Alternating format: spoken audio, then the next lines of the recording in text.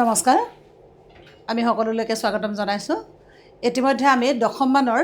এটা পাঠলৈ আগবাঢ়ি যাব বিচাৰিছোঁ দশমমানৰ এইটো আটাইতকৈ পাঠ তোমালোকৰ জটিল আৰু দীঘল পাঠ বুলিবলৈ আমি জনগোষ্ঠী গাঁথনি আৰু সংস্কৃতি ভাৰতীয় সংস্কৃতি আৰু লগতে উদ্যোগী সমাহা আৰু পাৰস্য দেশমুখী এইকেইটা পাঠ অকণমান মাজে মাজে কিছুমান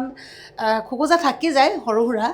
গতিকে এই সৰু সুৰা খোকোজাখিনিৰ কাৰণে আমি পাঠটো আগবঢ়াব বিচাৰিছোঁ পাৰস্যত এভুমুখী পাৰস্যত এভুমুখী পাঠটো প্ৰকৃতাৰ্থত এটা ভ্ৰমণ কাহিনী ডক্টৰ অথীন্দ্ৰনাথ গোস্বামীদেৱে তেখেতে তেল সম্পৰ্কীয় কামৰ কাৰণে তেখেতে চাকৰি তাগিদাত কিছু বছৰ কাল ইৰাণত থাকিব লগা হৈছিল আৰু সেই ইৰাণত থকাৰ সেই সময়ছোৱাৰ তেখেতৰ যিখিনি চাক্ষুষ অভিজ্ঞতা বা সেই চাক্ষুষ অভিজ্ঞতাৰ মাধ্যমেৰে এই পাৰস্যত এভুমুখী নামৰ পাঠটোত তেখেতৰ অনুভৱখিনি সন্নিৱিষ্ট কৰিছে আৰু এই অনুভৱখিনি কেৱল আৱেগ আৰু অনুভৱেৰে গঢ়ি তোলা এখিনি কল্পনাৰ চিত্ৰ নহয় এইখিনিৰ মাধ্যমেৰে তেখেতে যিখিনি কথা পাৰস্যত এভুমুখী পাঠটোৰ জৰিয়তে তেখেতে বৰ্ণনা কৰিছে সেই বৰ্ণনা কৰা বিষয়বস্তুখিনিৰ লগত ইৰাণৰ ৰাজনৈতিক ইৰাণৰ আৰ্থসামাজিক ইৰাণৰ ধৰ্মীয় দিশ ইৰাণৰ মানুহৰ যিটো জীৱন পদ্ধতি তেওঁলোকৰ খাদ্যাভ্যাস সাজপাৰৰ পৰা আৰম্ভ কৰি তেওঁলোকৰ যিটো সাংস্কৃতিক প্ৰণালী এই গোটেইখিনি কথা খুব কম কথাৰে তেখেতে পাৰস্যত এভুমুখী নামৰ পাঠটিত সন্নিৱিষ্ট কৰাৰ প্ৰয়াস কৰিছে পাৰস্য শব্দটো আমি সকলোৱে এটা কথা জানো ইৰাণ শব্দটো আমাৰ সকলোৰে পৰিচিত ইৰাণৰ পুৰণি নাম আছিল পাৰস্য 1935 চনলৈকে ইৰাণৰ নাম আছিল পাৰস্য তাৰ পাছতহে সেই পাৰস্য নামৰ সেই ভূখণ্ডৰ নাম ইৰাণ হিচাপে চিহ্নিত হৈছে গতিকে এই যে পাৰস্যত এভুমুখী বুলি ক'লে অৰ্থাৎ ইৰাণত এভুমুখী অৰ্থাৎ ইৰাণত থকা কালচোৱাৰ এভুমুখী এখিনি তেখেতৰ সুন্দৰ অনুভৱ ইৰাণৰ এখিনি তেওঁ সুন্দৰ ছবি সেই ছবিখিনি পাঠটোৰ জৰিয়তে তেখেতে কেনেকৈ বৰ্ণনা কৰিছে তাৰ পৰা তেখেতে নিজেও উপকৃত হৈছে ভিন্ন দিশৰ পৰা আৰু সমান্তৰালভাৱে পঢ়ুৱৈ সমাজো এই পাৰস্যত এভুমুখী পাঠটোৰ জৰিয়তে ইৰাণৰ যিখন ছবি তেওঁলোকে চাক্ষুষভাৱে চাব পৰাকৈ এটা ব্যৱস্থা পাঠটোৰ জৰিয়তে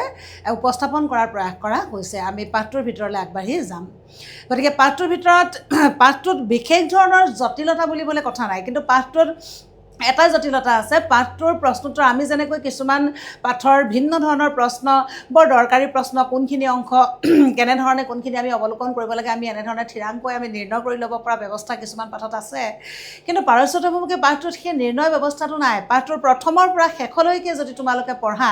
তেতিয়াহ'লে পাঠটোৰ প্ৰত্যেকটো পৃষ্ঠাৰ ভিতৰত সৰু সৰু এনেকুৱা কিছুমান বস্তু সোমাই আছে কিছুমান উপাদান সোমাই আছে সেই গোটেইখিনি বস্তুক আচলতে অৱলোকন কৰিব লগা হয় আৰু পাঠটো যিহেতু দীঘল হোৱাৰ কাৰণে ভ্ৰমণ কাহিনী যিহেতু দীঘলেই হ'ব গতিকে সেই দীঘল হোৱাৰ কাৰণে তাৰ খুঁটি নাটি মাৰি চুটি প্ৰশ্নখিনি গোটেইখিনি বস্তু তাত আউল লগায় তাৰ গোটেই আউলখিনি ভাঙিবলৈ যিটো আউলৰ সৃষ্টি কৰে আউলটো ভাঙিবলৈ কেতিয়াবা অকণমান সমস্যাই দেখা দিয়ে আৰু কোনবিলাক প্ৰশ্ন 2 নম্বৰৰ কাৰণে বা 4 নম্বৰৰ কাৰণে কোনখিনি প্ৰশ্ন আচলতে আমি কোনখিনি আগবাঢ়ি যাম সেই কথাটো নিৰ্ণয় কৰিবলৈ বৰ সহজো নহয় গতিকে কেইবাটাও খুব গুৰুত্বপূৰ্ণ প্ৰশ্ন কেইবাটাও খুব গুৰুত্বপূৰ্ণ বিষয় পাৰস্যত এভুমুখী পাঠটোত অন্তৰ্ভুক্ত কৰা হৈছে গতিকে তাৰ বাবে পাঠটো তোমালোকে প্ৰথমৰ পৰা শেষলৈকে বহুবাৰ পঢ়িব লাগিব ভ্ৰমণ কাহিনীটো গতিকে আমি যিহেতু পাঠটোৰ আৰম্ভ কৰিম আলোচনা কৰি দিম তোমালোকৰ সন্মুখত গতিকে পাঠটো আলোচনা কৰিবলৈ যোৱাৰ প্ৰসংগতে তাৰ প্ৰাসংগিকভাৱে আমি যিকোনো পেৰেগ্ৰাফৰ যিকোনো অংশৰ যিকোনো দফাৰ যিকোনো বাক্যৰ যিখিনি অতি জৰুৰী বিষয় সেই জৰুৰী বিষয়খিনিক আমি ইয়াত উপস্থাপন কৰি যাম আমি পাঠটোৰ ভিতৰলৈ যাব বিচাৰিছোঁ পাৰস্যত এভুমুখী মই কৈছোঁৱে যে ইৰাণত এভুমুখী ইৰাণত থকা কালচোৱাৰ ডক্টৰ ৰথীন্দ্ৰনাথ গোস্বামীদেৱৰ ইৰাণত থকা কালচোৱাৰ যিটো অনুভৱ ইৰাণৰ যিখন ছবি যিখন বাস্তৱিক ছবি সেই ছবিখন কেনেধৰণে লেখকে উপস্থাপন কৰাৰ প্ৰয়াস কৰিছে আমি সেই বিষয়লৈ যাম পাৰস্য উপসাগৰত অৱস্থিত আমাৰ ৰেগটোৰ পৰা আহি বন্দৰ নগৰী বুছেৰত অৱতৰণ কৰোঁতে প্ৰায় 2 বাজিছিল হেলিকপ্টাৰৰ দুৱাৰ খোলাৰ লগে লগে ভমককৈ এচাটি গৰম বতাহ সোমাই আহিল বুজিবলৈ বাকী নাথাকিল যে বুছেৰৰ তাপমাত্ৰা 40 ডিগ্ৰী চেণ্টিগ্ৰেডৰ ওপৰত আছে এই প্ৰচণ্ড গৰমত ৰাণেৱৰ ওচৰত ৰৈ থাকিব নোৱাৰি নিজ বেগ চমজি লৈ আমি 3জন মই মেহদি আৰু ঘাছেম বিমানবন্দৰৰ মূল ভৱনটোৰ ফালে আগবাঢ়িলোঁ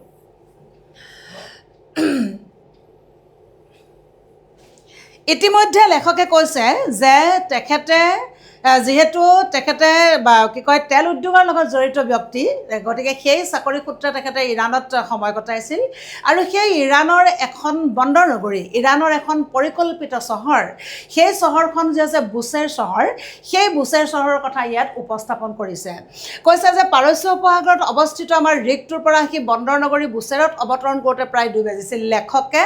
বুছেৰ চহৰত আহি অৱতৰণ কৰিছে হেলিকপ্টাৰৰ পৰা। কথাখিনি জটিলতা বিশেষ নাই, মই প্ৰয়োজনীয় বস্তুখিনি তোমালোকক দেখুৱাই যাম, গতিকে য'ত অকণমান জটিলতা পাম সেইখিনি আমি তোমালোকক বুজাই দিয়াৰ প্ৰয়াস কৰিম। গতিকে কি হৈছে যে বুছেৰ নগৰীত ইতিমধ্যে লেখক আহি উপস্থিত হৈছেহি আৰু লেখকৰ লগত আৰু 2জন ব্যক্তি আহিছে। সেই 2জন ব্যক্তি হৈছে, এজন হৈছে মেহদী আৰু এজন হৈছে ঘাছেম। এই মেহদী আৰু ঘাছেম, তোমালোকৰ শব্দটো নিশ্চয় অকণমান বেলেগ বেলেগ লাগিছে, এই কাৰণে লাগিছে শব্দকেইটা যিহেতু তেওঁলোক ইৰাণী যুৱক, গতিকে সেই শব্দকেইটা সেইকাৰণে আমাৰ অসমীয়াত অকণমান অপৰিচিত নিচিনা লাগিছে। তোমালোকৰ প্ৰশ্ন আহে যে বুছেৰ নগৰত যেতিয়া লেখক নামিছিলে তেখেতৰ লগত কোন কোন আছিল? সেই 2জন ব্যক্তি আছিলে মেহদী আৰু ঘাছেম, অৰ্থাৎ মেহদী আৰু ঘাছেমৰ লগত লেখক ৰথীন্দ্ৰনাথ গোস্বামীয়ে বুছেৰ চহৰত আহি হেলিকপ্টাৰৰ পৰা অৱতৰণ কৰিছে। তাত তেওঁলোকে হেলিকপ্টাৰৰ দুৱাৰ খুলিয়েই তেওঁলোকে অনুভৱ কৰিলে তাত প্ৰচণ্ড গৰম, গতিকে গৰমৰ বাবে থাকিব নোৱাৰি তেওঁলোকে নিজৰ বেগবিলাক, নিজৰ যিখিনি যাৱতীয়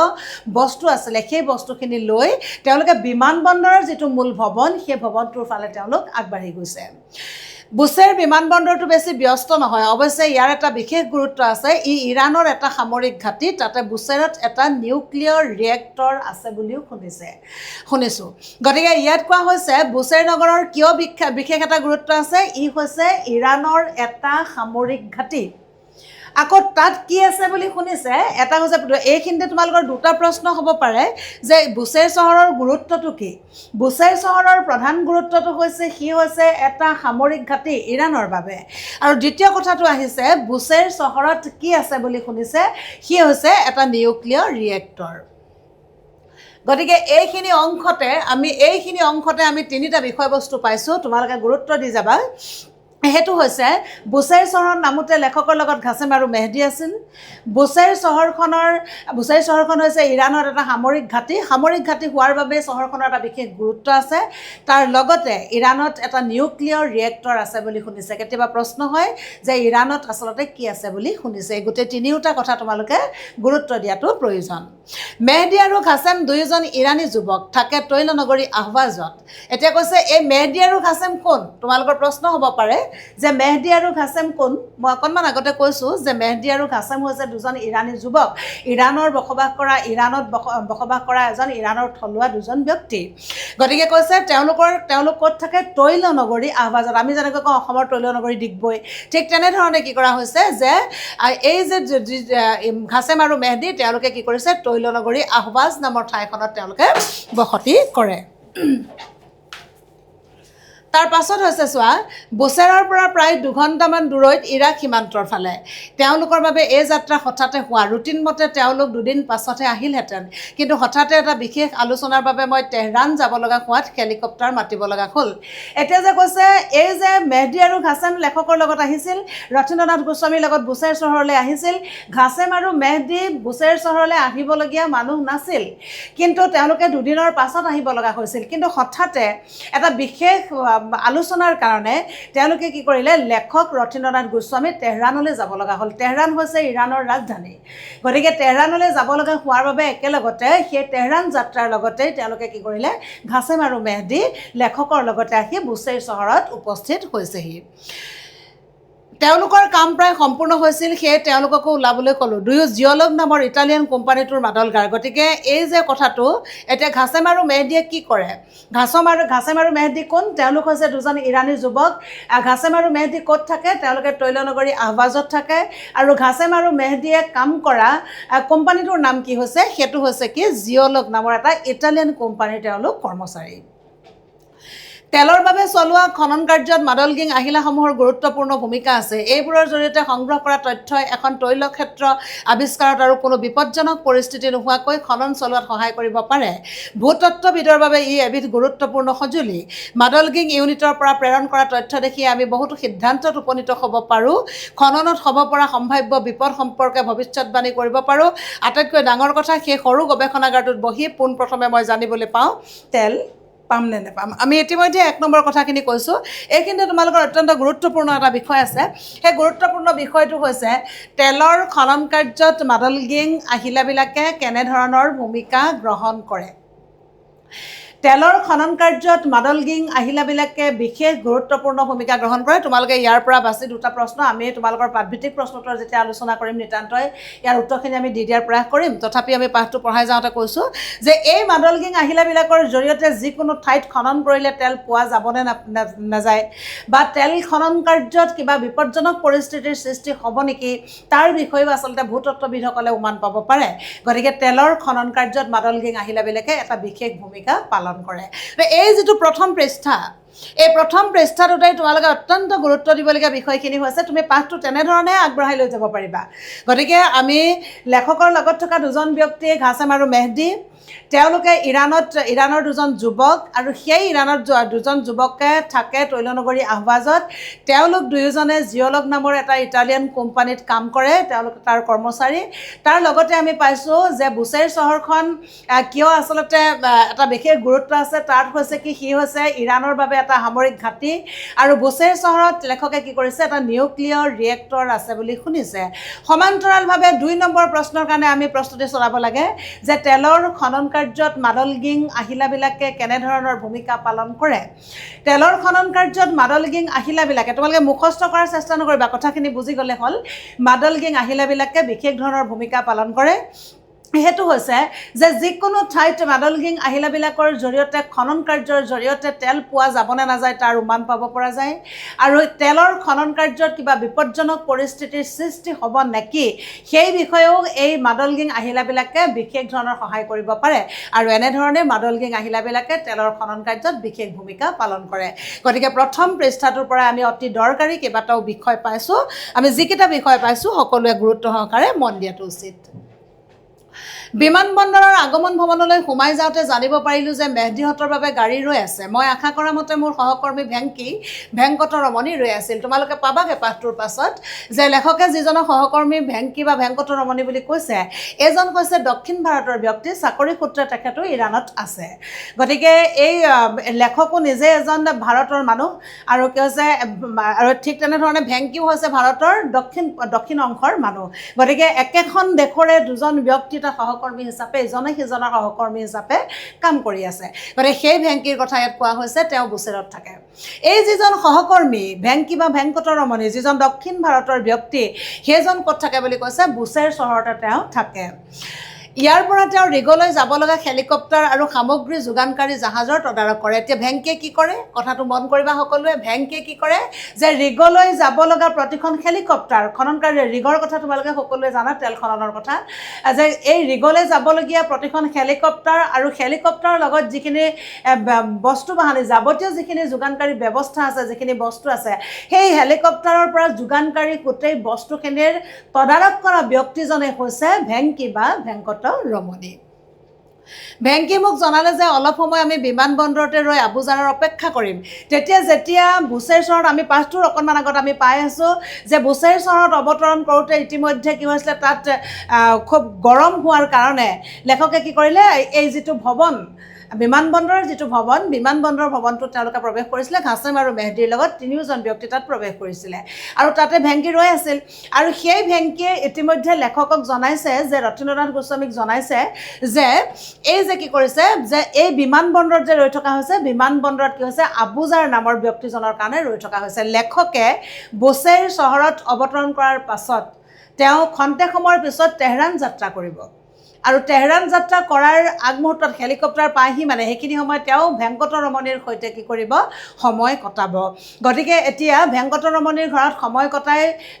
পাছৰ সময়ছোৱাত তেওঁ তেহৰানলৈ যাব গতিকে সেইকাৰণে এতিয়া ভেংকটৰমণিয়ে কৈছে বা ভেংকীয়ে কৈছে যে ইয়াৰ পৰা যাবৰ কাৰণে ভেংকটৰমণি বা ভেংকী বুছেৰ চহৰৰ যিটো অংশত থাকে সেই অংশটোলৈ যাবৰ বাবে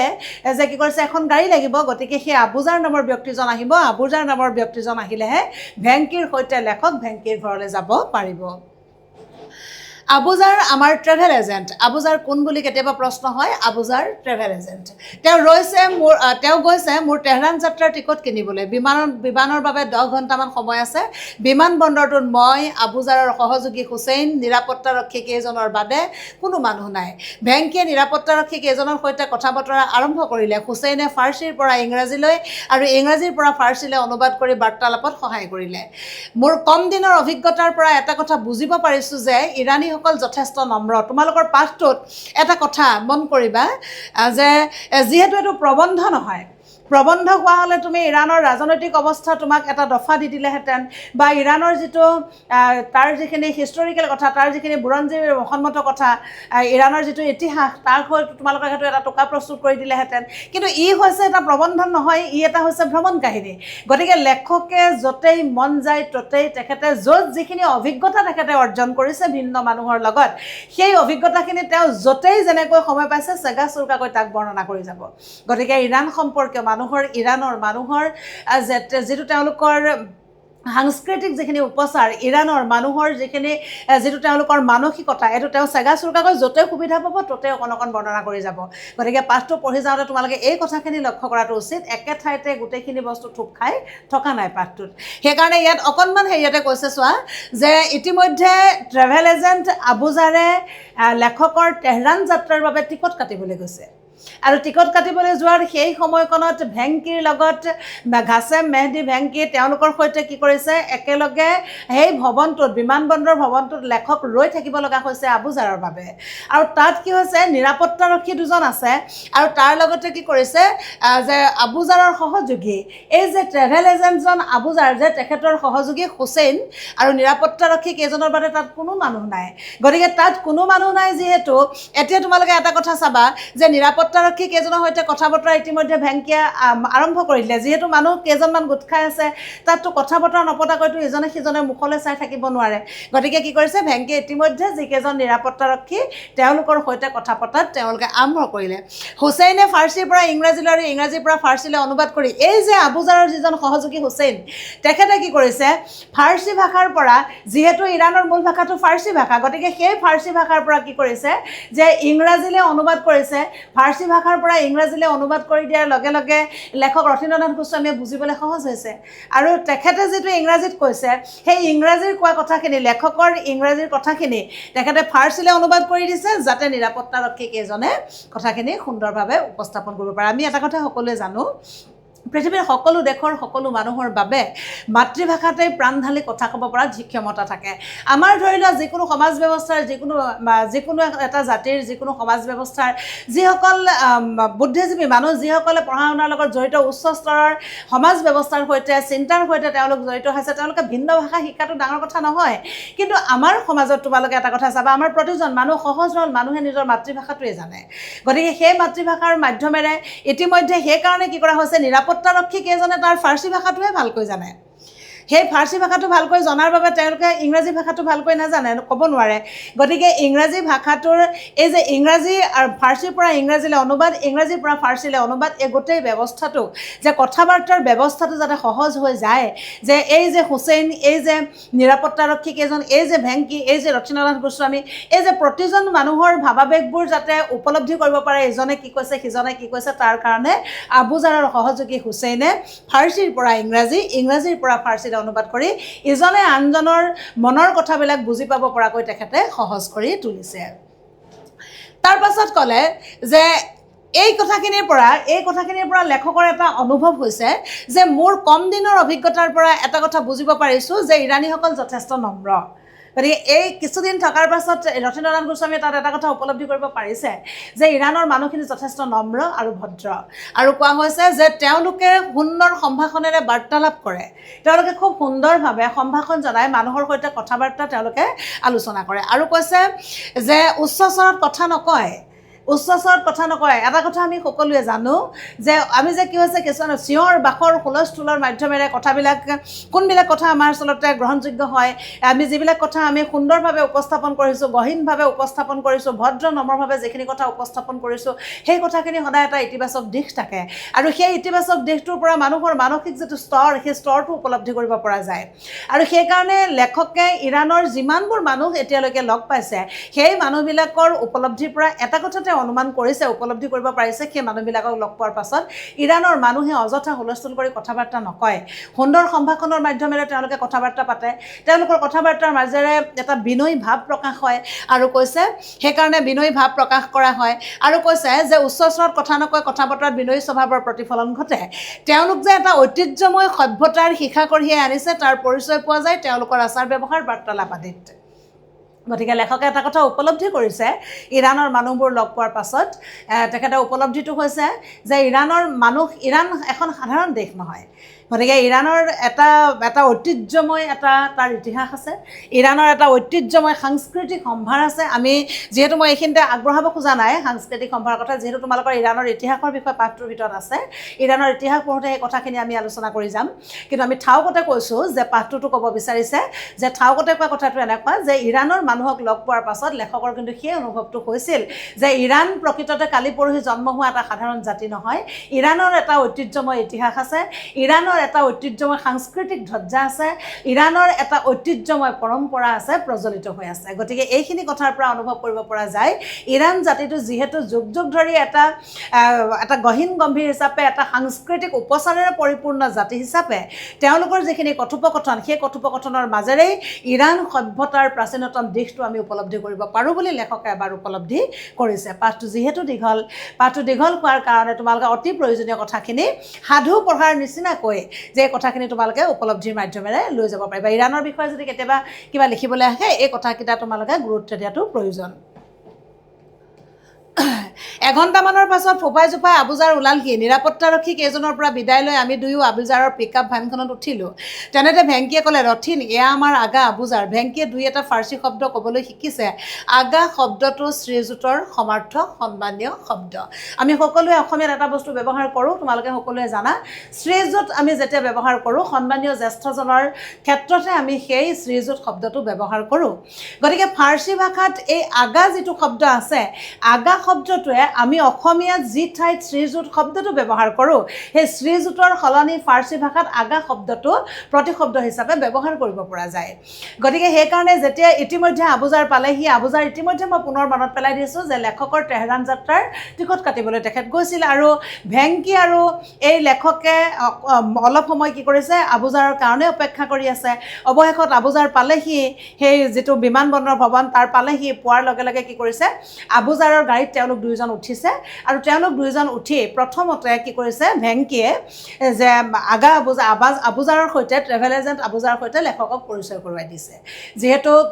ভেংকীয়ে কিছুদিন ধৰি ইৰাণত থকাৰ ফলস্বৰূপে তাৰ যিটো ফাৰ্চী ভাষা সেই ফাৰ্চী ভাষাৰ যিখিনি অলপস্বৰ প্ৰাথমিক যিখিনি ভাষাৰ যিখিনি কথা আয়ত্ত কৰিবলগীয়া হয় সেই প্ৰাথমিক কথাখিনি তেখেতে আয়ত্ত কৰি লৈছে ইতিমধ্যে আৰু সেইকাৰণে গাড়ীখনত উঠিয়েই আবুজাৰ গাড়ীখনত উঠিয়েই লেখকক ভেংকীয়ে চিনাকি কৰি দিছে এয়া হৈছে আমাৰ আগা আবুজাৰ অৰ্থাৎ এয়া হৈছে আমাৰ শ্ৰীযুত আবুজাৰ গতিকে এই আগা শব্দটোৱে আমি অসমীয়াত যেনেকৈ শ্ৰীযুতৰ সন্মানৰ অৰ্থত ব্যৱহাৰ কৰোঁ ঠিক তেনেধৰণে ফাৰ্চী ভাষাত এই আগা শব্দটোক শ্ৰীযুতৰ সমাৰ্থক হিচাপে ব্যৱহাৰ কৰা হয় আৰু এটা কথা তোমালোকে সকলোৱে মন কৰিবা যে ভাষাৰ যিটো ব্যৱস্থা আছে আমি ভাষাৰ মাধ্যমেৰেহে আচলতে এজনে আনজনৰ মনৰ ভাৱবিলাক আমি অনুভৱ কৰিব পাৰোঁ প্ৰকাশ কৰিব পাৰোঁ গতিকে যি ঠাইত যি ধৰণে মানুহ থাকে সেই ঠাইৰ যিটো ভাষা সেই ভাষাটো যদি আয়ত্ত কৰি ল'ব পৰা হয় সেই ঠাই সংস্কৃতি সেই ঠাই মানুহৰ মন সকলোৰে ভিতৰত প্ৰৱেশ কৰিবৰ কাৰণে অত্যন্ত সহজ হয় আৰু কিছুদিন ধৰি থকাৰ পাছত ভেংকীয়ে সেইকাৰণে ফাৰ্চী ভাষাৰ প্ৰাথমিক শব্দখিনি তেখেতে আয়ত্ত কৰিছে যাতে ইৰাণত থকা কালচোৱাত ইৰাণীয় মানুহৰ সৈতে কথোপকথনত তেখেতৰ ক'তো বাধা নাহে আৰু তাৰ বাবে সেই ফাৰ্চী শব্দবিলাক তেখেতে মাজে মাজে ব্যৱহাৰ কৰিব পৰা হৈছে গাড়ীৰ খিৰিকী বন্ধ কৰি আবুজাৰে এয়াৰ কণ্ডিশ্যনাৰ চলাই দিলে। এখন অচিনাকি চহৰৰ মাজেদি যাত্ৰা কৰোঁতে মই অজান পুলক অনুভৱ কৰিলোঁ। তেল অন্বেষণ মোৰ বৃত্তি নোহোৱা হ'লে মই আন বহুতৰে সৈতে বুছেৰ চহৰৰ বাবে অপৰিচিত হৈ থাকিলহেঁতেন। বুছেৰ চহৰৰ কোনোবা এঠাইত পাৰমাণৱিক গৱেষণা চলি আছে। আমাৰ ডাটা ইঞ্জিনিয়াৰ জাভাদেও মোক কৈছিল বুছেৰত এটা ৰিয়েক্টৰ আছে। সেয়ে যেতিয়াই মই হেলিকপ্টাৰেৰে বুছেৰলৈ অহা যোৱা কৰোঁ প্ৰতিবাৰতে গোলাকৃতিৰ স্থাপত্যটোৱে মোক কৌতূহলী কৰি তোলে। এই যিটো ক'লে গোলাকৃতিৰ স্থাপত্য, গোলাকৃতি বুলি ক'লে সকলোৱে বুজি পাইছে স্থাপত্য স্থপতি নিদৰ্শন, যিটো গোলাকৃতি মানে ঘূৰণি আকৃতিৰ। গোলাকৃতিৰ স্থাপত্যটোৱে কৈছে যে বুছেৰ চহৰত এটা ৰিয়েক্টৰ আছে বুলি লেখকে বহুত দিনৰ পৰা শুনি আহিছে। আৰু যেতিয়াই তেওঁ বুছেৰ চহৰলৈ আহে, বুছেৰ চহৰলৈ আহিলে সেই ৰিয়েক্টৰটোৰ কথা তেখেতে মনত পেলাবলৈ যত্ন কৰে আৰু কৈছে যে যেতিয়াই তেওঁ হেলিকপ্টাৰে বুছেৰলৈ আহে তেওঁ প্ৰতিবাৰে সেই গোলাকৃতিৰ স্থাপত্যটোৱে তেখেতক আকৰ্ষণ কৰে। পৰীক্ষাত কেতিয়াবা আহে, তোমালোকৰ পাঠভিত্তিক প্ৰশ্নও আছে, সেইটো হৈছে কি লেখকক কিহে কৌতূহল সৃষ্টি কৰে, লেখকৰ মনত কৌতূহল কিহে সৃষ্টি কৰে, সেইটো হৈছে যিটো পাৰমাণৱিক গৱেষণাৰ কথা যে কোৱা হৈছিলে, সেই পাৰমাণৱিক গৱেষণাটো কি হৈছে যিটো গোলাকৃতিৰ স্থাপত্য, সেই গোলাকৃতিৰ স্থাপত্যৰ সেই যিটো গোলাকৃতিৰ স্থাপত্যৰ কথা কোৱা হৈছে, যিটো ৰিয়েক্টৰৰ কথা কোৱা হৈছে, এই ৰিয়েক্টৰটোৱে লেখকক কি কৰিছে বাৰে বাৰে কৌতূহল সৃষ্টি কৰে বুলি কৈছে। তাৰ মানে তাতেই চলি আছে পাৰমাণৱিক গৱেষণা। এটা কথা ঠিক যে ইৰাণৰ পাৰমাণৱিক কাৰ্যসূচীৰ মূল কেন্দ্ৰ হৈছে উত্তৰ দিশত অৱস্থিত নাটাঞ্জৰ ভূগৰ্ভত থকা এটা প্ৰকল্প। গতিকে এই যিটো গোলাকৃতিৰ স্থাপত্য লেখকে দেখি যিটো কৌতূহল সৃষ্টি হৈছে, দেখি তেখেতৰ মনত যিহেতু প্ৰশ্ন জাগিছে আৰু সেই প্ৰশ্ন জগাৰ লগে লগে তেখেতে এটা কথা অনুভৱ কৰিছে যে ইয়াতেই পাৰমাণৱিক গৱেষণা চলি আছে। বুছেৰ সৰু চহৰ, কেতিয়াবা পৰীক্ষাত 2 বা 3 নম্বৰৰ কাৰণে বুছেৰ চহৰৰ বৰ্ণনা দিবলৈ আহে। গতিকে বুছেৰ চহৰখনৰ বৰ্ণনা যদি আমি চাওঁ, ইয়াত তোমালোকক কম পৰিমাণে বুছেৰ চহৰৰ বৰ্ণনাটো দি দিছে। আমি পাঠৰ ভিতৰৰ পৰা বুছেৰ চহৰৰ বৰ্ণনা দিয়াৰ তোমালোকক চেষ্টা কৰিম পিছত। গতিকে এই কথাখিনি বুছেৰ চহৰৰ বৰ্ণনাটো এবাৰ চাবা। কিন্তু ৰাস্তা চহৰৰ পৰিকল্পনা দেখিলে কোনেও নক'ব ই এখন সৰু চহৰ। 4টা লেনৰ ৰাস্তা, মাজত ডিভাইডাৰ, নিশ্চয় বাক্যটো সকলোৱে বুজি পাইছে। যথেষ্ট চাফা নগৰ পৰিকল্পনাই যে বুছেৰ চহৰখনত গুৰুত্ব লাভ কৰিছে সেয়া মই আকাশ মাৰ্গৰ পৰাই বুজিব পাৰিছিলোঁ। যেতিয়া হেলিকপ্টাৰেৰে আহি আছিলে বুছেৰ চহৰত অৱতৰণ কৰিছিলেহি, হেলিকপ্টাৰেৰে ওপৰে আহি থাকোঁতেই লেখকে এটা কথা অনুভৱ কৰিছে, বুছেৰ চহৰখন সৰু চহৰ, কিন্তু সৰু চহৰ যদিও বুছেৰ চহৰখন এখন হৈছে পৰিকল্পিত চহৰ আৰু সেই পৰিকল্পিত চহৰখন যে যথেষ্ট চাফা, ই যে খুব সুন্দৰভাৱে যে পৰিশীলিতভাৱে যে চহৰখন যে নিৰ্মাণ কৰা হৈছে, সেই দৃশ্যটো তেওঁ যেতিয়া হেলিকপ্টাৰেৰে আহি আছিল, হেলিকপ্টাৰেৰে আহোঁতেই সেই কথাটো তেখেতে উপলব্ধি কৰিছিল। প্ৰতিটো ঘৰ দেৱালেৰে ঘেৰা, প্ৰৱেশদ্বাৰত এখন মজবুত লোহাৰ গেট। আৱাসিক অঞ্চলৰ ঘৰবোৰ 2 বা 3 মহলীয়া। আৱাসিক অঞ্চল য'ত মানুহে কি কৰিছে, যিবিলাকত বসবাস কৰি যিবিলাক তৈলনগৰীত, যিহেতু বুছেৰ চহৰখনত তৈলনগৰী বুলি কোৱা হৈছে, বন্দৰ নগৰী সেই বুছেৰ চহৰৰ যিবিলাক ঠাইত মানুহৰ বসতি দেখা গৈছে, সেই বসতি ঠাইবিলাকত এটা কথা লেখকে লক্ষ্য কৰিছে যে খুব পৰিকল্পিতভাৱে সন্মুখত এখন ডাঙৰ লোহাৰৰ গেট, বাহিৰৰ পৰা ভিতৰলৈ একো নেদেখে তাত। গতিকে এখন ডাঙৰ লোহাৰৰ গেট আৰু কি কৰা হৈছে তাত দেৱালেৰে, প্ৰতিটো ঘৰ দেৱালেৰে ডাঙৰকৈ ৱাল মাৰি থোৱা আছে, প্ৰতিটো ঘৰ দেৱালেৰে কি কৰিছে বান্ধি থোৱা আছে চৌদিশ। আৰু প্ৰৱেশদ্বাৰত এখন মজবুত লোহাৰ গেট, প্ৰৱেশদ্বাৰ মানে যিখন আমি আমাৰ গেটৰ মুখত বুলি কওঁ, যিফালে সোমাই সেইটো প্ৰৱেশদ্বাৰ। আৰু কৈছে এই 2-3 মহলীয়া, খুব বেছি ভিৰ নাই। ভেংকিয়ে ক'লে এয়া আমি সম্ভ্ৰান্ত এলেকাৰ নুৰ হুছেইন ষ্ট্ৰীটত প্ৰৱেশ কৰিছোঁ আৰু এই ষ্ট্ৰীটতে মিষ্টাৰ ভেংকটৰমণি থাকে। ভেংকিৰ কথা কোৱা ষ্টাইল দেখি আবুজাৰে হাঁহিলে। ইতিমধ্যে তেওঁলোকে আহি নুৰ হুছেইন ষ্ট্ৰীটত উপস্থিত হৈছে। বুছেৰ চহৰৰ নুৰ হুছেইন ষ্ট্ৰীটত ইতিমধ্যে আহি উপস্থিত হৈছেহি। আৰু এই বুছেৰ চহৰৰ নুৰ হুছেইন ষ্ট্ৰীটতে ভেংকিয়ে বসবাস কৰে, ভেংকি তাতে থাকে। গতিকে ইতিমধ্যে ভেংকিয়ে লেখকক কৈছে ইয়াতেই নুৰ হুছেইন ষ্ট্ৰীটতে মিষ্টাৰ ভেংকটৰমণি থাকে। মিষ্টাৰ ভেংকটৰমণি থকা কথাটো ইমান কিবা অকণমান হাঁহি উঠাকৈ কৈছে। গতিকে আবুজাৰৰ তাত হাঁহি উঠিছে। প্ৰশ্ন আহে তোমালোকে আবুজাৰ ক'ত থাকে? গতিকে বুছেৰ চহৰৰ নুৰ হুছেইন ষ্ট্ৰীটত আবুজাৰ থাকে। আমাক নমাই থৈ আবুজাৰ গ'লগৈ। যাওঁতে তেওঁ কৈ গ'ল ৰাতি আপোনাক এয়াৰপৰ্টত থৈ আহিম। ইতিমধ্যে নুৰ হুছেইন ষ্ট্ৰীটত প্ৰৱেশ কৰাৰ লগে লগে ভেংকিৰ প্ৰৱেশদ্বাৰত আবুজাৰে দুয়োজনকে গাড়ীৰ পৰা নমাই দিলে। আৰু নমাই দিয়াৰ পাছত তেওঁ ঘূৰি যাওঁতে আবুজাৰে লেখকক কৈ গৈছে যে ৰাতি ইতিমধ্যে আমি যিহেতু পাইছোঁ যে তেহৰান যাত্ৰাৰ বাবে 10 ঘণ্টামান সময় বাকী আছে, সেই 10 ঘণ্টামান সময় লেখকে ভেংকিৰ ঘৰতে কটাব লগা হ'ব। গতিকে ভেংকিৰ ঘৰতে কটাবলগীয়া এই সময়ছোৱাত তেওঁ 10 ঘণ্টা ৰ'ব লাগিব। সেইকাৰণে আবুজাৰে কৈছে যে ৰাতি যেতিয়া মই আপোনাক পুনৰ তেহৰানলৈ লৈ যাব লাগিব, এয়াৰপৰ্টলৈ মই আপোনাক পুনৰ লৈ যাবলৈ আহিম। খেলে মামনুন ভেংকিয়ে ক'লে ময়ো ক'লোঁ মেৰ্চি ফাৰ্চী ভাষাত মামনুন খেলে মামনুন মেৰ্চি আদি শব্দৰে ধন্যবাদ জ্ঞাপন কৰা হয় যেনেকৈ আমি কিবা এটা কথা ক'লে ধন্যবাদ বুলি কওঁ আজিকালি সাধাৰণতে ইংৰাজীত থেংকছ বুলি কয় যিকোনো ধৰণে আমি কৃতজ্ঞতা জ্ঞাপন কৰোঁ আমি সন্মানসূচক হিচাপে আমি সেইকাৰণে কি কৰিছে ইয়াত খেলে মামনুন মানে ধন্যবাদ এই ধন্যবাদ শব্দটো ফাৰ্চী ভাষাত কি কৰা হৈছে খেলে মামনুন হিচাপে ব্যৱহাৰ কৰা হয় তোমালোকে এই যিটো আমি ইতিমধ্যে ইৰাণত চলি থকা ফাৰ্চী শব্দ আমি অকণমান পিছত ইৰাণৰ ভিন্ন ধৰণৰ চহৰৰ নাম আমি পাম এই কথাখিনি তোমালোকে মন কৰিবা কেতিয়াবা 2-3ৰ ভিতৰত ইৰাণৰ ফাৰ্চী ভাষাৰ কিছুমান শব্দৰ কথা লিখিবলৈ আহে কিছুমান চহৰৰ নাম লিখিবলৈ আহে গতিকে এই শব্দখিনি যিখিনি মেৰ্চিৰ কথা কোৱা হৈছে খেলে মামনুন তৎকালীনভাৱে তোমালোকে মনত ৰখাটো জৰুৰী ভেংকিৰ ঘৰৰ সন্মুখত ভিতৰ ফালে চাবলৈ চেষ্টা কৰিলোঁ একো দেখা নাপালোঁ গেটখনত কোনো ধৰণৰ বিন্ধা এটাও নাই জেপৰ পৰা চাবি উলিয়াই তেওঁ গেট খুলিলে ওপৰৰ মহলাত থকা তেওঁ ঘৰৰ ভিতৰত সোমাই তেওঁ লৰালৰিকৈ এয়াৰ কণ্ডিশ্যনাৰ অন কৰি দিলে এচিৰ ঠাণ্ডা বতাহ পাই ভাল লাগিল আৰু আমি সোফাত বহি গাটো এৰি দিলোঁ নিজৰ অনুভৱ ইতিমধ্যে ভেংকিৰ ঘৰত প্ৰৱেশ কৰিছে অত্যন্ত গৰম হোৱাৰ কাৰণে এয়াৰ কণ্ডিশ্যনাৰ চলাই দিয়া হৈছে আৰু এয়াৰ কণ্ডিশ্যনাৰ কি হৈছে আৰামী চকীখনত বহি লেখকে অকণমান আৰাম তেখেতে অনুভৱ কৰিছে ইতিমধ্যে ভেংকি ব্যস্ত হৈ পৰিল দুপৰীয়াৰ খাদ্য প্ৰস্তুত কৰাত আবেলি আমি খোজকাঢ়ি ওলাই গ'লোঁ চহৰখনৰ উপৰিও মোৰ অন্য এক আকৰ্ষণ হ'ল ইৰাণৰ মানুহবোৰ পুনৰ আকৌ ইৰাণৰ মানুহৰ বৰ্ণনা দিব এতিয়া তোমালোকক মই কৈছোঁ যে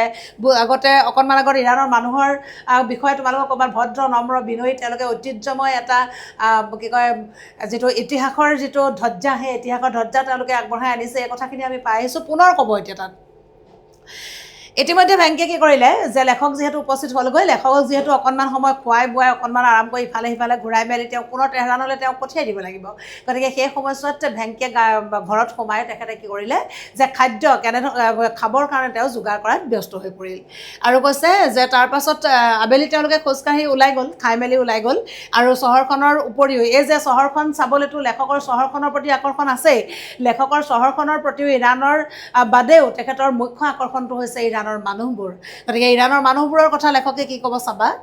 ইৰাণৰ মানুহবোৰৰ বিষয়ে অকণমান আগত মই কৈছোঁৱে যে ভ্ৰমণ কাহিনী য'তে মন যায় ত'তে লিখিব লেখকে ইৰাণীসকলৰ চেহেৰা যথেষ্ট ধুনীয়া সাজ পোছাক আধুনিক চহৰ ভ্ৰমণ কৰোঁতে বহুতো ইৰাণী মহিলা দেখিবলৈ পালোঁ মন কৰিলোঁ সকলোৱে বোৰখা নিপিন্ধে আধাতকৈ বেছিয়েই বিশেষকৈ যুৱতীবোৰে টি চাৰ্ট জিন্স স্কেটছ আদি পিন্ধিছে মাথোন একোখন স্কাৰ্ফেৰে মূৰটো তুলি লৈছে ভেংকিয়ে মোক ক'লে সেইখনৰ নাম হিজাব তোমালোকে নিশ্চয় সকলোৱে যে মুছলমান যিসকল মহিলা বোৰখা তেওঁলোকে যিসকলে পৰিধান কৰে বোৰখা তেওঁলোকৰ মহিলাসকলে পৰিধান কৰা এবিধ সাজপাৰ আমি বোৰখা সকলোৱে দেখিছোঁ গতিকে ইৰাণত যেতিয়া ভেংকিৰ ঘৰত খাই মেলি যেতিয়া তেহৰাণলৈ যাবলৈ যিহেতু সময় হাতত তেতিয়াও অলপ বাকী আছে সেইকাৰণে লেখকে ভাবিলে ভেংকিৰ সৈতে যে ইৰাণ চহৰখনত তেওঁলোকে অকণমান ঘূৰিব আৰু ঘূৰিব বুলি ভাবোঁতে তেওঁলোকে কি কৰিলে লেখকে সেইকাৰণে কৈছে যে ইৰাণ চহৰখন ফুৰিবলৈ যোৱাৰ আৱেগতকৈ ইৰাণৰ মানুহবোৰৰ প্ৰতি তেখেতৰ তীব্ৰ আকৰ্ষণ আছে সেই তীব্ৰ আকৰ্ষণটো হৈছে যে ইৰাণৰ মানুহবোৰ সঁচা অৰ্থতে দেখিবলৈ যথেষ্ট ধুনীয়া আৰু সেই ইৰাণৰ যিসকল মহিলা সেই মহিলাসকলৰ সকলোৱে আচলতে বোৰখা নিপিন্ধে আৰু কিছুমানে ছোৱালীবিলাকে সাধাৰণতে টি চাৰ্ট পিন্ধিছে জিন্স পিন্ধিছে সাধাৰণতে কি হয় যে ইৰাণী ছোৱালীবিলাকৰ ক্ষেত্ৰত কিন্তু বা মহিলাসকলৰ ক্ষেত্ৰত কিন্তু এটা বস্তু দেখা গ'ল যে মূৰত এখন মুখখন ঢকাকৈ অকল মুখখনকৈ মূৰত ঢকাকৈ এখন কাপোৰ মাৰি থৈছে সেই কাপোৰখনৰ নাম হৈছে হিজাব আমি হিজাব আৰু বোৰখা এই দুইবিধ আমি সাজপাৰ নিশ্চয় সকলোৱে দেখিছোঁ চহৰখন সৰু যদিও গাড়ী যথেষ্ট নহ'ব কিয় চাৰিটকীয়া পেট্ৰল পালে কোনেনো গাড়ী নচলাব আমেৰিকাৰ দৰে ইয়াতো গাড়ীৰ চালকজন বাওঁফালে বহি গাড়ী চলায় যিটো আমাৰ নিয়মৰ সম্পূৰ্ণ ওলোটা আমাৰ কি কৈছে ইৰাণত বাওঁফালে বহে ড্ৰাইভাৰজন আৰু আমাৰ এইফালে কি হৈছে সোঁফালে বহে আমি সেইটো সকলোৱে জানো আৰু কৈছে যে চাৰিটকীয়া পেট্ৰল তোমালোকে নিশ্চয় এটা কথা পাঠটোৰ ভিতৰলৈ গৈ থাকিলে মই আগতীয়াকৈ কৈ দিয়া নাই কিছুমান কথা যে ভিতৰলৈ গৈ থাকিলে তোমালোকে বিশেষ কথাখিনি পাই যাবা ইৰাণৰ আটাইতকৈ ডাঙৰ যিটো প্ৰাকৃতিক সম্পদ সেই সম্পদবিলাকে হৈছে তেল যিটো ইৰাণ আচলতে তেলৰ কাৰণে চলি আছে গতিকে গোটেই তৈল নগৰী হিচাপে ইৰাণৰ যিটো অৰ্থনৈতিক দেশ ইৰাণৰ গোটেই অৰ্থনৈতিক ভেটিটো তেলৰ ওপৰত নিৰ্ভৰশীল গতিকে তাত ইয়াত কৈছে যে চাৰিটকীয়া পেট্ৰল পালে অৰ্থাৎ ইৰাণৰ যিটো তেলৰ যিটো সম্ভাৰ সেই সম্ভাৰৰ পৰা এটা কথা তাত উপলব্ধি কৰিছে লেখকে যে পেট্ৰলৰ দামটো খুব কম আৰু সেই কম হোৱাৰ কাৰণে কি হৈছে চহৰখনত যথেষ্ট গাড়ী ঘোঁৰাৰ এটা প্ৰভাৱ আছে বুলি লেখকে কৈছে খোজকাঢ়ি আমি চহৰখনৰ মূল স্থানৰ মাজেদি মই দৰকাৰী কথাখিনি দাগ মাৰি গৈছোঁ, আলোচনা কৰি গৈছোঁ, তোমালোকে মন দি গ'লে হ'ল। খোজকাঢ়ি আমি চহৰখনৰ মূল স্থানৰ মাজেদি পাক মাৰিলোঁ। আজি শুক্ৰবাৰ, সেয়ে আমাৰ দেশৰ দেওবাৰ দৰে পৰিৱেশ। আমি জানো এটা কথা, শুক্ৰবাৰে আমি ইছলাম ধৰ্মমতে যিহেতু মুছলমান মানুহসকলে সকলোৱে কি কৰিছে, মছজিদত তেওঁলোকে সমবেত হয়। গতিকে আমাৰ যেনেকৈ দেওবাৰ দিনটো আটাইতকৈ বন্ধ থাকে, ঠিক তেনেধৰণে ইৰাণত শুক্ৰবাৰ দিনটো খুব নিজম পৰা হয়। গতিকে আমাৰ দেওবাৰৰ যিখিনি আমাৰ কাৰ্যকলাপ, সেই দেওবাৰৰ যিটো ভিন্ন ধৰণৰ অফিচ কাছাৰীবিলাক আমাৰ বন্ধ থাকে, সেই ব্যস্ততা তোমাৰ নাথাকে অফিচ কাছাৰীৰ ব্যস্ততাটো। গতিকে ইৰাণতো সেই গোটেই পৰিৱেশটো শুক্ৰবাৰে দেখিবলৈ পোৱা যায় বুলি কৈছে। তাৰ মাজতে দুই এখন দৈনন্দিন প্ৰয়োজনীয় দোকান খোলা দেখিলোঁ। ফল মূলৰ দোকানত দেখিলোঁ ৰঙাচাৰীৰ পৰা আৰম্ভ কৰি তৰমুজলৈকে বিভিন্ন ফল মূল সজাই থোৱা আছে। এঠাইত দেখিলোঁ এজন মানুহে 1.5 ফুটমান দীঘল এখন ৰুটি কঢ়িয়াই লৈ গৈছে। মই ৰুটিখনৰ আকৃতি দেখি আচৰিত হোৱা বুলি জানি ভেংকীয়ে মোক বুজাই দিলে যে এয়া মেচিনত তৈয়াৰী ৰুটি বা নুন, হিন্দীত নান। গতিকে এজন মানুহে 1.5 ফুটমান দীঘল এখন খাদ্য সম্ভাৰৰ বিষয়ে অকণমান কৈছে। ভিন্ন ধৰণৰ চেৰীৰ পৰা তৰমুজলৈকে ফল মূলৰ কথা ইয়াত বৰ্ণনা কৰিছে। আৰু চেৰীৰ পৰা তৰমুজলৈকে বৰ্ণনা কৰাৰ উপৰিও তাত কি কৰা হৈছে, এখন মেচিনত তৈয়াৰ কৰা এখন ৰুটি, যিখনক হিন্দীত নান বুলি কোৱা হয়, আৰু যিখনক কি কৈছে ৰুটি বা নুন বুলি ধৰা হৈছে। আৰু কৈছে ভেংকীয়ে এই দীঘল ৰুটিখন দেখি লেখক আচৰিত হৈছে, ইমান দীঘল ৰুটিখন দেখি। তেতিয়া ভেংকীয়ে কৈছে যে এখন মেচিনত তৈয়াৰ কৰিব পৰা যায়। আমাৰ দেশত যিদৰে ব্ৰেড বা পাওৰুটি বিক্ৰী হয়, সেইদৰে ইয়াত নুন অতি জনপ্ৰিয়। এইবোৰ সাধাৰণতে ঘৰত তৈয়াৰ নকৰে, মানুহে দোকানৰ পৰা কিনি খায়। এই যিখন 1.5 ফুটমান দীঘলৰ ৰুটিৰ কথা ইয়াত কোৱা হৈছে, সেই ৰুটিখন ঘৰত মানুহে সাধাৰণতে নবনায়, তৈয়াৰ নকৰে। সেই ৰুটিখন সাধাৰণতে ইৰাণৰ মানুহে দোকানত কিনি খায়, এইটো মেচিনত তৈয়াৰ কৰা হয়। আৰু কৈছে যে এইবোৰ শুকান আৰু লেকেটা, নিশ্চয় তেওঁলোকৰ খোৱাৰ বিশেষ নিয়ম আছে। মই মন কৰিছিলোঁ আমাৰ লগৰ ইৰাণী কৰ্মচাৰী কেইজনে যথেষ্ট শুকানকৈ আহাৰ খায়। তোমালোকে জানা তাত বিশেষকৈ কি কয়, খেজুৰৰ উৎপাদনটো বহুত বেছি তাত। সেইকাৰণে কি কৰা হয়, তোমালোকে খেজুৰৰ কথাটো ইয়াত পাবাগৈ। গতিকে ইৰাণীয় লোকসকলে খাদ্য সম্ভাৰৰ ক্ষেত্ৰত যদি আমি ফল মূলৰ কথা ইয়াত পাইছোঁ, আৰু আমি কি হৈছে 1.5 ফুটমান দীঘলৰ যিখন মেচিনত তৈয়াৰ কৰা ৰুটিৰ কথা আমি পাইছোঁ, কথাখিনি তোমালোকে মন দি যাবা। আৰু তাৰ লগতে এটা কথা কিন্তু লেখকে অনুভৱ কৰিছে, ইৰাণৰ মানুহক লগ পোৱাৰ পাছত তেখেতে এটা কথা অনুভৱ কৰিছে, ইৰাণৰ মানুহে সাধাৰণতে খুব শুকান খাদ্য, লেকেটা খাদ্য তেওঁলোকে খায়। আমি ইতিমধ্যে ইৰাণৰ কথা আমি কি পালোঁ, যে ইৰাণৰ মানুহখিনি যথেষ্ট নম্ৰ ভদ্ৰ। ইৰাণৰ মহিলাসকল, ইৰাণৰ মানুহখিনি দেখিবলৈ যথেষ্ট ধুনীয়া, তেওঁলোকে সৌন্দৰ্যগৰাকী বুলি কৈছে। সাজপাৰৰ ক্ষেত্ৰতো তেওঁলোকে কি কৰিছে, সকলো মহিলাই সাধাৰণতে বুৰ্খা পৰিধান নকৰে বুলি কৈছে, সাধাৰণ সাজপাৰ পৰিধান কৰে। ছোৱালীবিলাকেও সাধাৰণতে হিজাব পৰিধান কৰাৰ কথাটো আমি পাইছোঁ। সমান্তৰালভাৱে ইৰাণত চেৰীৰ পৰা তৰমুজলৈকে খাদ্য সম্ভাৰৰ কথা ইয়াত কোৱা হৈছে। আৰু তাত যিখন 1.5 ফুটমান দীঘলৰ ৰুটিৰ কথা বৰ্ণনা কৰিছে। আৰু শেহতীয়াকৈ এটা কথা কৈছে যে ইৰাণৰ মানুহে লেকেটা খাদ্য খাই নিশ্চয় বেছি ভাল পায়। তাৰো নিশ্চয় কাৰণ আছে, সেই কাৰণটো তোমালোকক ইয়াত ক'ব চোৱা। বহুতো ঠাইত পদপথত সেউজীয়া ৰঙৰ বাকচ এবিধ দেখিলোঁ। ভেংকীয়ে ক'লে সেইবোৰ দানপাত্ৰ, চৰকাৰী পৃষ্ঠপোষকতাত এইবোৰ স্থাপন কৰা হৈছে। বহুতো ঠাই পদপথত, যিবিলাক ৰাস্তাৰ মাজেৰে ৰাস্তাত খোজকাঢ়ি যাব পৰা যায়, পদপথ মানে খোজকাঢ়ি যাব পৰা ৰাস্তা, সেই খোজকাঢ়ি যাব পৰা ৰাস্তাবিলাকৰ কাষত সেউজীয়া ৰঙৰ এটা বাকচ থোৱা আছে। সেই বাকচবিলাকত কি কৈছে, সেইটো এটা দানপাত্ৰ। তোমালোকে নিশ্চয় দানপাত্ৰৰ বিষয়ে সকলোৱে জানা। আমি যেনেকৈ ভিন্ন ঠাইলৈ গ'লে যেনেকৈ মঠ মন্দিৰবিলাকত যেনেকৈ পইচা দান দি যোৱা হয়, ইৰাণতো তেনেকৈ সেই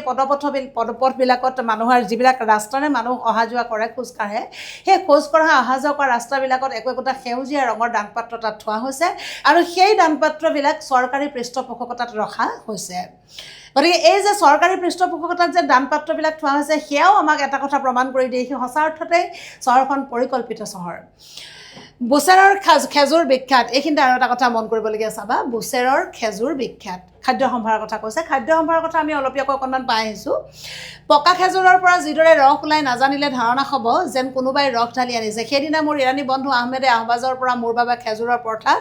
লৈ আহিছিল। মাজত খেজুৰ সোমোৱাই তৈয়াৰ কৰা এবিধ বিশেষ ৰুটি, এনেকুৱা এখন কোৰমাই খালে ভাত খোৱাৰ দৰে হয়। সেইকাৰণে কোৱা হৈছে তেওঁলোকে খেজুৰ তাত অধিক উৎপাদন হয়। খেজুৰবিলাক সাধাৰণতে পকিলে সাধাৰণতে যি হয় ৰসাল হৈ যায়। সেই আচলতে ৰসাল খোৱা যিখিনি ৰস, সেই ৰসখিনি আমি নেদেখিলে অনুভৱ কৰিব নোৱাৰোঁ যে খেজুৰৰ পৰা তেনেধৰণে ৰস ওলায়। আৰু লেখকে কৈছে যে তেখেতৰ এজন বন্ধুৱে, ইৰাণৰ এজন বন্ধুৱে কি কৰিছিলে, এখন ৰুটি আনি তেখেতক খাবলৈ দিছিলে। ৰুটিখনৰ মাজত যিটো খেজুৰৰ যিটো ৰস, সেই খেজুৰৰ ৰসটো তাত দি দিয়া হৈছিলে, সোমোৱাই এবিধ বিশেষ ধৰণে তৈয়াৰ কৰা এখন ৰুটি। সেই ৰুটিখন খালে আচলতে ভাত খোৱাৰ দৰে হয়, পেট ভৰি যায় বুলি কোৱা হৈছে। দোকানৰ চাইনবোৰ্ডবোৰ ফাৰ্চী ভাষাত লিখা বহুতো ঠাইত চকলেটৰ দোকান দেখিলোঁ দোকানৰ যিহেতু তাত ফাৰ্চী ভাষা চলে আৰু সেইকাৰণে ইৰাণত যিমানবোৰ দোকান আছে সেই দোকানবিলাকত যিবিলাক চাইনবোৰ্ড দিয়া আছে সেই নামফলকবিলাক আছে সেই নামফলকবিলাক সাধাৰণতে ফাৰ্চী ভাষাত লিখা আৰু ক'লে অনুমান কৰিবলৈ টান নহ'ল যে ইয়াত চকলেট জনপ্ৰিয় খাদ্যৰ কথাটো কওঁতে তোমালোকৰ চকলেটৰ বিষয়টো ইয়ালৈ আহিছে নানা তৰহৰ চকলেটেৰে দোকান ভৰি আছে আৰু কৈছে এঠাইত দেখিলোঁ চাইবাৰ কাফেত বহি বহুতো যুৱতীয়ে ইণ্টাৰনেট চাফিং কৰিছে খুব মন যোৱাকৈ অকণ মাজে মাজে তেওঁ ইৰাণৰ বৰ্ণনাটো দিবলৈ যত্ন কৰিছে ইৰাণত ইতিমধ্যে খাদ্য সম্ভাৰৰ কথা আমি পালোঁৱেই যে ৰুটিৰ মাজত কেনেকৈ খেজুৰ ভৰাই কেনেকৈ মানুহে তাক ভোজন কৰে আৰু আমি যেনেকৈ ভাত খাওঁ ভাত খালে আমাৰ পেট ভৰে যেনেধৰণে ৰুটিৰ মাজত কেনেকৈ খেজুৰ ভৰাই কেনেকৈ তাক খাব পৰা যায় সেই খাদ্যৰ কথা তাত কোৱা হৈছে আৰু আটাইতকৈ এটা বিশেষ কথা ক'লে লেখকে যে ইৰাণত এটা কথা তেখেতে অনুভৱ কৰিলে তাত চকলেট খুব জনপ্ৰিয় আৰু সেই চকলেটত কি কৰা হৈছে যে গোটেই নানা তৰহৰ চকলেটেৰে দোকানবিলাক ভৰ্তি হৈ আছে বুলি কোৱা হৈছে এই কথাখিনি তোমালোকে মন কৰিবা ঘৰলৈ ঘূৰি আহি ভেংকি ব্যস্ত হৈ পৰিল নিশাৰ আহাৰ তৈয়াৰ কৰা তেওঁ সুন্দৰ ৰচম ৰান্ধিব পাৰে কেতিয়াও সপোনতো নভবা এখন অচিন নগৰীত বহি আমি দুয়ো ভাৰতীয় দক্ষিণ ভাৰতীয় আহাৰতে তৃপ্তি দেখালোঁ আৰু ইতিমধ্যে তেওঁ তেহৰান যাত্ৰাৰ সময় সমাগত সেইকাৰণে ভেংকিৰ ঘৰলৈ ঘূৰি আহিলে ভেংকিৰ ঘৰলৈ ঘূৰি আহি তেওঁ কি কৰিছে ভেংকিৰ লগতে তেওঁ খাবলৈ বহিছে আৰু খাওঁতে তেওঁ এটা অনুভৱ হৈছে যে নিজৰ দেশৰ পৰা ৭ সাগৰ ১৩ নদী পাৰ হৈ এখন অচিনা দেশত দুজন ভাৰতীয় মানুহে মুখামুখিকৈ খোৱাৰ যিটো আনন্দ নিজৰ দেশৰ দুজন মানুহ মুখামুখি হৈ অচিন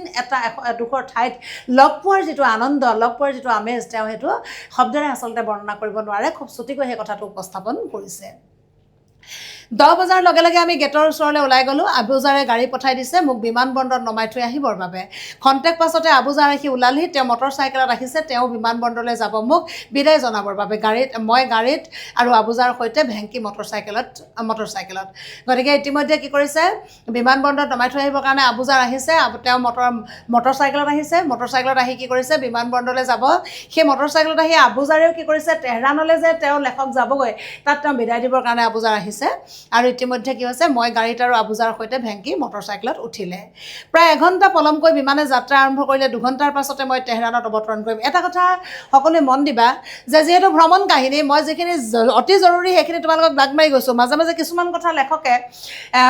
লেখকৰ মনত যি কথা উদয় হৈ গৈছে তেওঁ হঠাৎ সন্নিৱিষ্ট কৰি গৈ থাকিব গতিকে সন্নিৱিষ্ট কথাখিনি তোমালোকে যিখিনি কথা তেখেতে সন্নিৱিষ্ট কৰিছে ক'ৰ পৰা ক'লৈকে সেই কথাখিনি তোমালোকে সাধুৰ আকাৰেৰে নিজে উপলব্ধি কৰি ল'বা পাঠটো পঢ়িব লাগিব ভালকৈ উপলব্ধি কৰি যাবা তেতিয়াই তোমালোকৰ পাঠটো আচলতে উজু হৈ যাব সেইকাৰণে য'তে মন যায় ত'তে লেখকে তেনেধৰণে যিটো তেখেতৰ মনৰ আৱেগ তেখেতৰ যিটো মনৰ উপলব্ধি তেখেতে ইয়াত উপস্থাপন কৰাৰ প্ৰয়াস কৰিছে ইতিমধ্যে কি কৰিছে এঘণ্টা পলমকৈ বিমানে যাত্ৰা কৰিছে 2 ঘণ্টাৰ পিছত ইতিমধ্যে লেখক গৈ কি কৰিব তেহৰানত অৱতৰণ কৰিব আৰু ক'লে ইৰাণ বুলিলে মোৰ মনলৈ কিছুমান ছবি ভাহি আহে সৰুকালত পাঠ্যপুথি আৰু আনবোৰ কিতাপত অতীজৰে পৰা পাৰস্যৰ সৈতে আমাৰ দেশৰ বাণিজ্যিক সম্পৰ্কৰ থকাৰ বিষয়ে পঢ়িবলৈ পাইছিলোঁ সেইবোৰে মোৰ মানসপটত নাও বাই অহা কিছুমান সদাগৰৰ ছবিৰ সৃষ্টি কৰিছিল ইৰাণৰ কথাটো যদি মনত পৰা যায় সেই ইৰাণৰ সদাগৰৰ কথা সেই ইৰাণৰ নৌকা যাত্ৰাৰ জৰিয়তে ভাৰতবৰ্ষৰ লগত ব্যৱসায় বাণিজ্যৰ সম্পৰ্ক স্থাপনৰ কথা এনেকুৱা বহুত কাহিনীয়ে লেখকৰ মন ভাৰাক্ৰান্ত আৰু সেই যে পাঠবিলাক পঢ়িছিল সেই পাঠৰ মাজত যে ইৰাণৰ সৈতে যিটো বাণিজ্যিক সম্পৰ্ক এই যে সদাগৰৰ মাজে মাজে এই যে নৌকা যাত্ৰাৰ মাজে মাজে যিটো বাণিজ্যিক সম্পৰ্ক এটা সময়ত নৌ ব্যৱস্থাৰ মাজেৰে গঢ়ি উঠিছিলে সেই ব্যৱস্থাৰ মাজেৰে গঢ়ি উঠোতে হয়তো লেখকে এবাৰ ভাবিছিল যে সেই যে ইৰাণৰ যিটো সম্পৰ্ক সেই ইৰাণৰ ছবিবিলাক নাও বাই অহা সেই যিবিলাক ছবি সেই ছবিবিলাকে সদাগৰৰ ছবিবিলাকে লেখকৰ মন ভাৰাক্ৰান্ত কৰি তুলিছিল আৰু পাৰস্যৰ এটা কথাই মোক সদায় আকৰ্ষণ কৰিছিল সেয়া হ'ল অসমীয়া ভাষাত ব্যৱহাৰ হোৱা ফাৰ্চী ভাষাৰ শব্দবোৰ কেইবা শতিকা ধৰি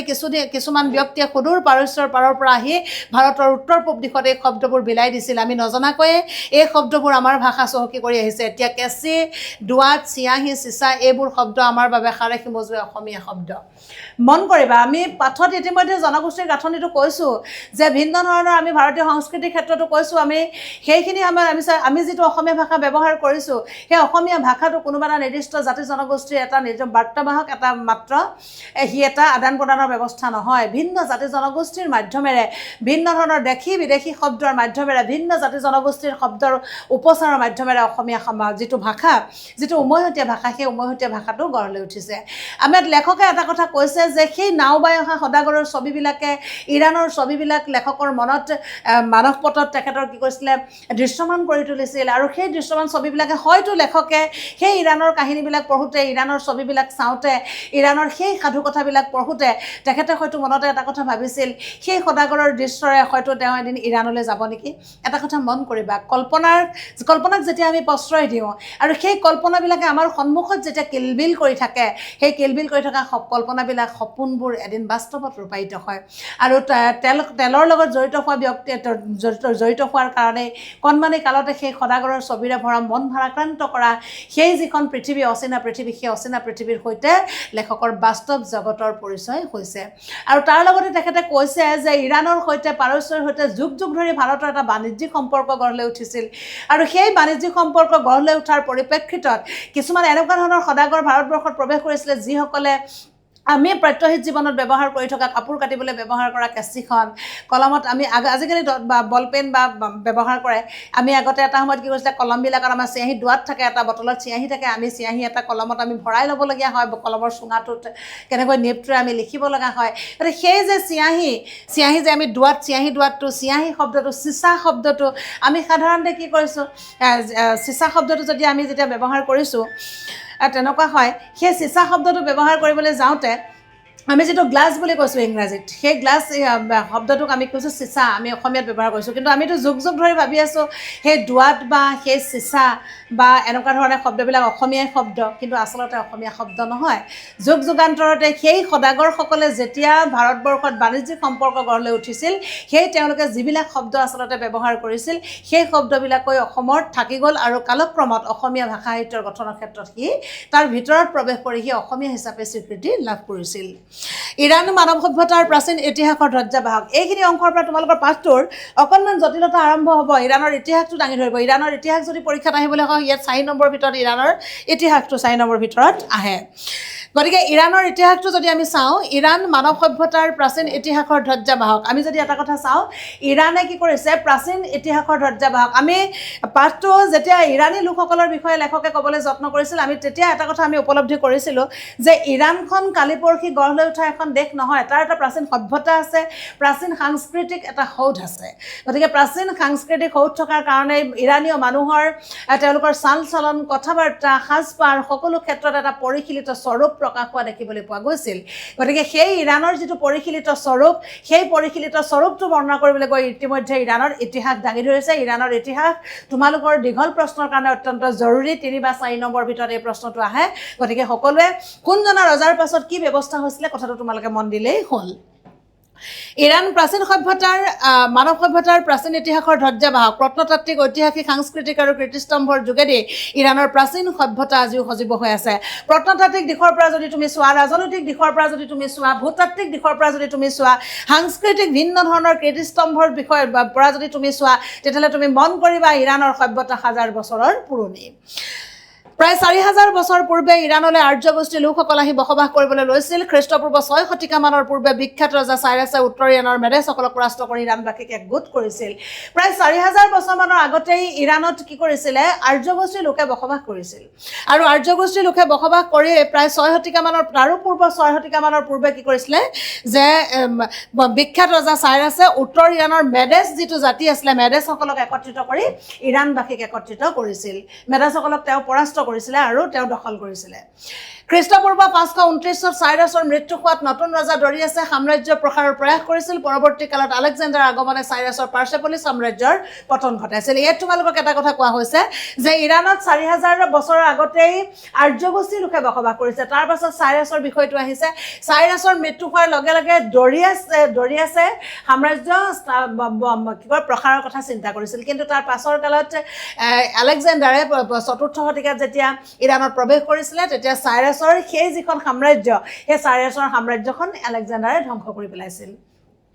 খ্ৰীষ্টপূৰ্ব ২য় শতিকালৈকে চলা গ্ৰীক শাসনৰ পাছত পাৰ্থিয়ানসকলে ইৰাণৰ শাসনভাৰ লৈছিল তেওঁলোকৰ শাসনকালত জোৰাষ্ট্ৰিয়ান ধৰ্মই ৰাজধৰ্ম হিচাপে স্বীকৃতি লাভ কৰিছিল আৰু খ্ৰীষ্টপূৰ্ব ২য় শতিকালৈকে গ্ৰীকসকলে শাসন চলাইছিলে তাৰ পাছত গ্ৰীকসকলৰ পাছত পাৰ্থিয়ানসকলে ইৰাণত শাসন লৈছিলে আৰু ইৰাণত যেতিয়া পাৰ্থিয়ানসকলে শাসনভাৰ লৈছিলে তেতিয়া তাত জোৰাষ্ট্ৰিয়ান ধৰ্মই প্ৰসাৰ লাভ কৰিছিলে জোৰাষ্ট্ৰাৰসকলৰ জৰিয়তে প্ৰৱৰ্তিত জোৰাষ্ট্ৰিয়ান ধৰ্মৰ প্ৰচাৰ লাভ কৰিছিলে ৩৫০ বছৰীয়া পাৰ্থিয়ানসকলৰ শাসনৰ পাছত সাজানিতসকলে ৪টা শতিকা ইৰাণ শাসন কৰিছে ৩৫০টা বছৰ গ্ৰীকসকলৰ পাছত ৩৫০টা বছৰ কি কৈছে পাৰ্থিয়ানসকলে ইৰাণত শাসন কৰিছিলে আৰু তাৰ পাছত এই পাৰ্থিয়ানসকলৰ পাছত আৰবীয়সকলৰ আগমন ঘটিল আৰবীয়সকলৰ আগমন ঘটাৰ লগে লগে ইৰাণৰ ইতিহাস সলনি হৈ গ'ল ইৰাণলৈ আৰবীয়সকলে যেতিয়াই আগমন ঘটিল তাৰ সমান্তৰালভাৱে আৰবীয়সকলৰ জৰিয়তে তাত ইৰাণৰ যিটো ধৰ্মৰ ক্ষেত্ৰত ইৰাণত কি কৰা হৈছিলে ইছলামক মুখ্য ধৰ্ম হিচাপে স্বীকৃতি দিয়াৰ ব্যৱস্থা গ্ৰহণ কৰা হ'ল আৰু কৈছে কেইবা শতিকা জুৰি আৰব শাসনৰ পৰৱৰ্তী কালতো বহুতো বিদেশী শক্তিৰ আক্ৰমণত ইৰাণ বিধ্বস্ত হৈছিল গতিকে আৰবীয় লোকসকলে ইৰাণত প্ৰৱেশ কৰাৰ লগে লগে ইছলাম ধৰ্মৰ যিটো দ্ৰুতগতিত প্ৰসাৰ সেই প্ৰসাৰ দেখিবলৈ মন কৰিবলগীয়া এটা বিষয় আছিল আৰু তাৰ মাজতো আৰবীয়সকলৰ মাজতো ভিন্ন সময়ত ভিন্ন বৈদেশিক শক্তিয়ে ইৰাণৰ যিটো শক্তি সেই শক্তিক দুৰ্বল কৰি বিধ্বস্ত কৰি তুলিছিল সাফাভিদ বংশৰ শাসনকালৰ পূৰ্বে ইৰাণে পূৰ্বৰ খ্যাতি কিছু পৰিমাণে ঘূৰাই পাবলৈ সক্ষম হৈছিল স্থাপত্যৰ প্ৰতি শ্বাহ আব্বাছৰ বিশেষ অনুৰাগ আছিল তেওঁৰ দিনত ইছলাম ধৰ্মৰ শিয়া সম্প্ৰদায়ে ৰাজধৰ্মৰ খিতাপ লাভ কৰিছিল তোমালোকে এটা কথা জানা ইছলাম ধৰ্মত শিয়া আৰু সুন্নী দুটা সম্প্ৰদায় আছে আৰু সেই যিসকল শিয়া আৰু সুন্নী সেই দুটা সম্প্ৰদায়ৰ ভিতৰতে যে সাফাভিদ বংশৰ পাছত ইৰাণত কি কৰা হৈছিলে যে প্ৰথম এই যে যিটো শিয়া সম্প্ৰদায়ৰ লোকে ৰাজধৰ্ম হিচাপে তাত খ্যাতি লাভ কৰিছিলে পৰৱৰ্তী কালত আফগানসকলৰ আক্ৰমণৰ বাবে সাফাভিদ ৰাজত্বৰ পতন ঘটে পুনৰ ইৰাণত কি কৰিছিলে আফগানসকলে আক্ৰমণ কৰিলে আফগানসকলে আক্ৰমণ কৰাৰ লগে লগে তাত কি হ'ল সাফাভিদ বংশটো সাফাভিদৰ যিটো ৰাজত্বত শিয়া সম্প্ৰদায় ক্ষিপ্ৰ গতিৰে আগবাঢ়িছিলে তাৰ কি হৈছে তাত অকণমান তাৰ সেই ৰাজত্বৰ পতন ঘটিছিল বুলি কোৱা হৈছে ইৰাণৰ শাসকসকলৰ কথা আলোচনা কৰিলে মনলৈ ভাহি অহা শাসকজন হ'ল নাদিৰ শ্বাহ তেওঁ বেছিদিন ৰাজত্ব কৰা নাছিল ১৭৩৭ পৰা ৪৭লৈকে কৰিছে কিন্তু তেওঁৰ ৰাজত্বই আমাৰ দেশত বিভীষিকাৰ সৃষ্টি কৰিছিল তেওঁ আফগানিস্তানৰ পাছত ভাৰত আক্ৰমণ কৰিছিল আৰু মোগল সম্ৰাট মহম্মদ শ্বাহক পৰাস্ত কৰি এটা বিশাল ৰাজভঁৰাল লুট কৰিছিল এই প্ৰশ্নটো আহে কেতিয়াবা তেওঁ বহুতো নাগৰিকক হত্যা কৰিছিল কহিনুৰ হীৰা মুকুট আদিৰ উপৰিও হাতী ঘোঁৰা উট লৈ গৈছিল ভাৰতবৰ্ষৰ পৰা তেওঁ ইমানবোৰ সম্পত্তি লুট কৰি নিছিল যে পৰৱৰ্তী ৩ বছৰে তেওঁ দেশবাসীৰ পৰা কোনো কৰ সংগ্ৰহ কৰা নাছিল এই নাদিৰ শ্বাহে ভাৰতবৰ্ষৰ পৰা ইমান বেছি ধন সোণ লুটপাট কৰি লৈ গৈছিল সেই নাদিৰ শ্বাহে লুটপাট কৰি লৈ যোৱাৰ পাছত ৩টা বছৰলৈকে তেওঁ নিজৰ দেশত প্ৰজাৰ পৰা কোনো কৰেই নুতোলাকৈ আছিলে তেতিয়াহ'লে কিমান তেওঁ ধন সম্পত্তি সোণ হীৰা মুকুটাৰ পৰা হাতী ঘোঁৰাৰ পৰা আৰম্ভ কৰি কিমান ধন সম্পত্তি ভাৰতবৰ্ষৰ পৰা তেওঁ কি কৰিছিলে লুট কৰি লৈ গৈছিল ভাৰতবৰ্ষৰ পৰা নাদিৰ শ্বাহৰ পিছত ইৰাণৰ দুটা শাসক বংশৰ মাজত সংঘাত হয় আৰু ১৭৯০ খ্ৰীষ্টাব্দত কাজাৰ বংশ জয়ী হয় আৰু তেওঁলোকে প্ৰথম বিশ্বযুদ্ধলৈকে ৰাজত্ব কৰে কেইবা শতিকা জুৰি আৰব ৰাজত্বৰ অধীন হোৱাৰ বাবে ইৰাণৰ সম্পৰ্ক আন দেশৰ সৈতে নোহোৱাৰ দৰে হৈছিল প্ৰথম বিশ্বযুদ্ধৰ পাছত ৰেহা শ্বাহ পাহাবীয়ে ইৰাণৰ শাসনভাৰ হাতত ল'লে আৰু তেতিয়াৰে পৰা আধুনিকীকৰণ প্ৰচেষ্টাই গতিশীলতা লাভ কৰে কেইবা শতিকা জুৰি আৰব ৰাজত্বৰ অধীন হোৱাৰ বাবে ইৰাণৰ সম্পৰ্কৰ সৈতে বেলেগ দেশৰ সম্পৰ্কটো টুটি আহিছিলে আৰবীয়সকলে ইৰাণত প্ৰৱেশ কৰাৰ লগে লগে তেওঁলোকে ইৰাণৰ যিহেতু অৰ্থনৈতিক যিটো ভেটি সেইটো তেলৰ ওপৰত নিৰ্ভৰশীল প্ৰকৃতিজাত সম্পদৰ ওপৰত নিৰ্ভৰশীল গতিকে প্ৰাকৃতিক সম্পদেৰে ভৰপূৰ ইৰাণক বহু দূৰলৈ লৈ যাব পৰা হ'লহেঁতেন কিন্তু আৰবীয়সকলৰ যিটো আৰবীয়সকলৰ শাসনৰ কালত আৰবীয়সকলৰ প্ৰৱেশৰ পাছত কিন্তু ইৰাণত বিশেষ ধৰণে আৰবীয়সকলে গুৰুত্ব দিয়া বিষয়টো আছিল ইৰাণক কেনেকৈ এখন ইছলামিক ৰাষ্ট্ৰ হিচাপে পৰিগণিত কৰিব পৰা যায় গতিকে এই যে ইছলামীয় ধৰ্মৰ যিটো ব্যৱস্থা তাৰ যিটো দ্ৰুত প্ৰসাৰ আৰবীয়সকলে কৰাৰ ব্যৱস্থা কৰিছিল তাৰ ফলশ্ৰুতিত কিন্তু ইৰাণত কি কৰা হৈছিলে ইৰাণৰ সৈতে বেলেগ দেশৰ বাণিজ্যিক যিটো সম্পৰ্ক ইৰাণৰ সৈতে ওচৰ চুবুৰীয়া দেশৰ যিটো সম্পৰ্ক সেই সম্পৰ্ক লাহে লাহে কমি আহিছিল কিন্তু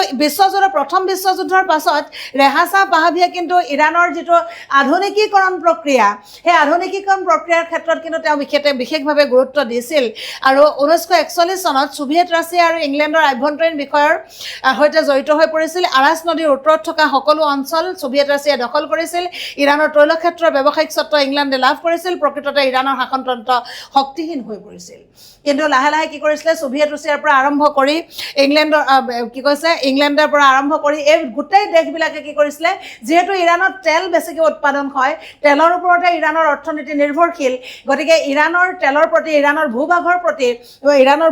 প্ৰতি প্ৰতিখন দেশৰে এটা কি হৈছে লোলুপ দৃষ্টি আছিল গতিকে সেইকাৰণে কি কৰিছিলে তাৰ যিখিনি স্বত্ব ইংলেণ্ডে গ্ৰহণ কৰিছিল সোভিয়েট ৰাছিয়াই গ্ৰহণ কৰিছিল বুলি কোৱা হৈছে খ্ৰীষ্টীয় 1979 চনৰ বিখ্যাত ধৰ্মীয় বিপ্লৱৰ ফলস্বৰূপে 1 এপ্ৰিলৰ পৰা ইৰাণে ইছলামিক গণতন্ত্ৰ হিচাপে স্বীকৃতি লাভ কৰে বিপ্লৱৰ নেতা ইমাম আয়াতুল্লাহ খোমেনী এই গণতন্ত্ৰৰ প্ৰতিষ্ঠাপক ধৰ্মীয় বিপ্লৱে দেশখনৰ আভ্যন্তৰীণ ব্যৱস্থাত আমূল পৰিৱৰ্তন আনি দিলে চাহৰ শাসনকালত যিখন দেশৰ আদব কায়দা পশ্চিমীয়া দেশৰ দৰে হৈ পৰিছিল হঠাতে সেইখন দেশৰ সম্বন্ধ বহুতৰে সৈতে ছেদ হ'ল ইতিমধ্যে 1979 চনৰ 1 এপ্ৰিলত ইমাম আয়াতুল্লাহ খোমেনীৰ নেতৃত্বত ইৰাণ এখন মুছলমান ৰাষ্ট্ৰ হিচাপে পৰিগণিত হ'ল আৰু ইৰাণখন মুছলমান ৰাষ্ট্ৰ হিচাপে পৰিৱৰ্তন হোৱাৰ লগে লগে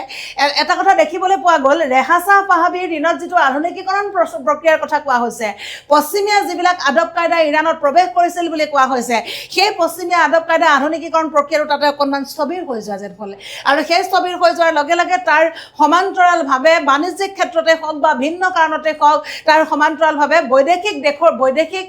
বিদেশী দেশবিলাকৰ সৈতে ওচৰ চুবুৰীয়া দেশবিলাকৰ সৈতে ইৰাণৰ সম্পৰ্কটো লাহে লাহে নোহোৱা হৈ যাবলৈ আৰম্ভ কৰিছিল আমেৰিকা তেওঁলোকৰ বাবে শত্ৰুৰ দৰে হৈ পৰিছিল আগবঢ়া দেশবোৰৰ সৈতে বৈদেশিক নীতিগত পাৰ্থক্যৰ বাবে ইৰাণৰ ব্যৱসায় বাণিজ্য হ্ৰাস পালে তেনে সময়তে ইৰাকৰ সৈতে হোৱা দীঘলীয়া যুদ্ধত দুয়োখন দেশৰে প্ৰচুৰ ক্ষতি হ'ল এই সময়ত এবছৰ জুৰি আমেৰিকাৰ নৌসেনাৰ সৈতেও যুদ্ধ হ'ল এনেবোৰ কাৰণতে দেশখন বহুত পিছুৱাই গ'ল প্ৰচুৰ তৈল ভাণ্ডাৰ থকা সত্ত্বেও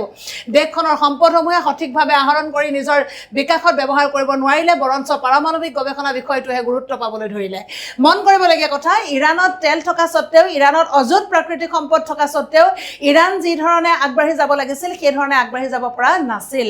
আজি শেহতীয়াকৈ ইৰাণৰ যিটো অৰ্থনীতি তাৰ ক্ষিপ্ৰতা দেখিবলৈ পোৱা গৈছে সেইটো বেলেগ কথা আমি যিখিনি ইতিহাসৰ বিষয়ে পাইছোঁ যিখিনি আমি ইমাম আয়াতুল্লাহ খোমেনীৰ নেতৃত্বৰ পৰা যিখিনি বস্তু আমি পাইছোঁ সেইখিনি ক্ষেত্ৰত এটা কথা মন কৰিবা এখন দেশ যেতিয়া আগবাঢ়ি যাবলৈ হয় সেইখন দেশত অকল সংস্কৃতি থাকিলে নহ'ব সেইখন দেশত অকল ধৰ্মীয় নীতিবাদ থাকিলে নহ'ব সেই দেশখন অৰ্থনৈতিকভাৱে সবল হ'ব লাগিব সেই দেশখনৰ ভিন্ন দেশৰ সৈতে এটা বাণিজ্যিক সম্পৰ্ক তেওঁলোকৰ গঢ় দিব লাগিব গতিকে এই বাণিজ্যিক সম্পৰ্ক বা অৰ্থনৈতিক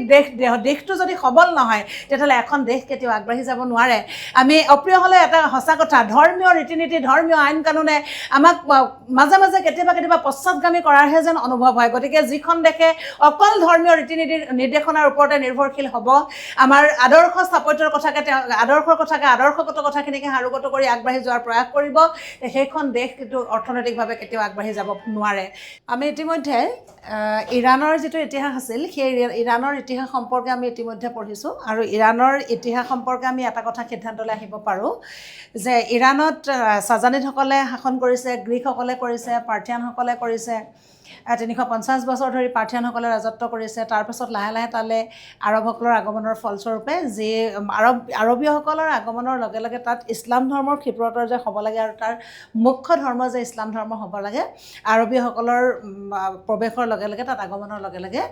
ইৰাণখনত কি কৰা হৈছিলে মুখ্য ধৰ্ম হিচাপে ইছলাম ধৰ্মই প্ৰচাৰ লাভ কৰিছিল আৰু ফলশ্ৰুতিত আমি পাঠটোত পাইছোঁ যে সেই আৰবীয়সকলৰ দ্বাৰা যিটো ব্যৱস্থা গঠন কৰা হৈছিল তাৰ ফলস্বৰূপে তাৰ আগত যিটো ৰেহাছা পাহাবীৰ দিনত যিখিনি আধুনিকীকৰণ প্ৰচেষ্টা পুনৰ আৰবীসকলৰ আগমনৰ লগে লগে ধৰ্মৰ ক্ষেত্ৰত অধিক গুৰুত্ব প্ৰদানে হয়তো সেই আধুনিকীকৰণ প্ৰক্ৰিয়াত ক'ৰবাত বাধাপ্ৰাপ্ত হৈছিল আমি এই কথাখিনিয়ে ইৰাণৰ যিটো ইৰাণৰ ইতিহাস সম্পৰ্কে আমি কথাখিনি এবাৰ জুকিয়াই পাঠটোৰ ভিতৰত কোনখিনি অংশত কোনসকল জাতিয়ে ৰাজত্ব কৰিছিলে সেই কথাখিনি আমি মন কৰিলে হ'ব যেতিয়া আছামান এয়াৰলাইন্সৰ সৰু বিমানখনত মই ডুবাইৰ পৰা বুছেৰ অভিমুখে যাত্ৰা কৰিছিলোঁ তেতিয়া মোৰ বাবে এই যাত্ৰাৰ মুখ্য আকৰ্ষণ আছিল জাগ্ৰছ পৰ্বতমালা এই জাগ্ৰছ পৰ্বতমালাৰ বিষয়েও পৰীক্ষাত আহে 2-3 নম্বৰৰ ভিতৰত মোৰ মনৰ টাইম মেচিনে মোক লৈ গৈছিল এটা ভূতাত্ত্বিক যুগলৈ পৃথিৱীৰ ইতিহাসৰ এনে এটা ক্ষণলৈ যেতিয়া আৰব প্লেট আৰু ইউৰেছিয় প্লেটৰ সংঘাত আৰম্ভ হৈছিল আৰু তাৰ ফলস্বৰূপে সাগৰৰ বুকুৰ পৰা জাগ্ৰত হৈছিল জাগ্ৰছ পৰ্বত জাগ্ৰছ আৰু হিমালয়ৰ জন্ম কাহিনী একেই এই জাগ্ৰছৰ দক্ষিণ পশ্চিম দিশত সঞ্চিত হৈ আছে বিৰাট তেল আৰু গেছৰ ভাণ্ডাৰ ভূতত্ত্বৰ আশীৰ্বাদ পুষ্ট পাৰস্য উপসাগৰীয় অঞ্চলত 150তকৈও অধিক তৈলক্ষেত্ৰ আছে তোমালোকৰ প্ৰশ্ন হ'ব পাৰে 150তকৈও অধিক তৈলক্ষেত্ৰ আছে আৰু এই অঞ্চলৰ ওপৰতে বিশ্বৰ বহুতো দেশ নিৰ্ভৰশীল কোনো ধৰণৰ সংকট উত্তেজনা বা আন কাৰণত তেলৰ মূল্য বৃদ্ধিয়ে আনবোৰ দেশত অৰ্থনীতিত প্ৰচুৰ আঘাত আনে আমি এইখিনিলৈকে এটা কথা আমি উপলব্ধি কৰিছোঁ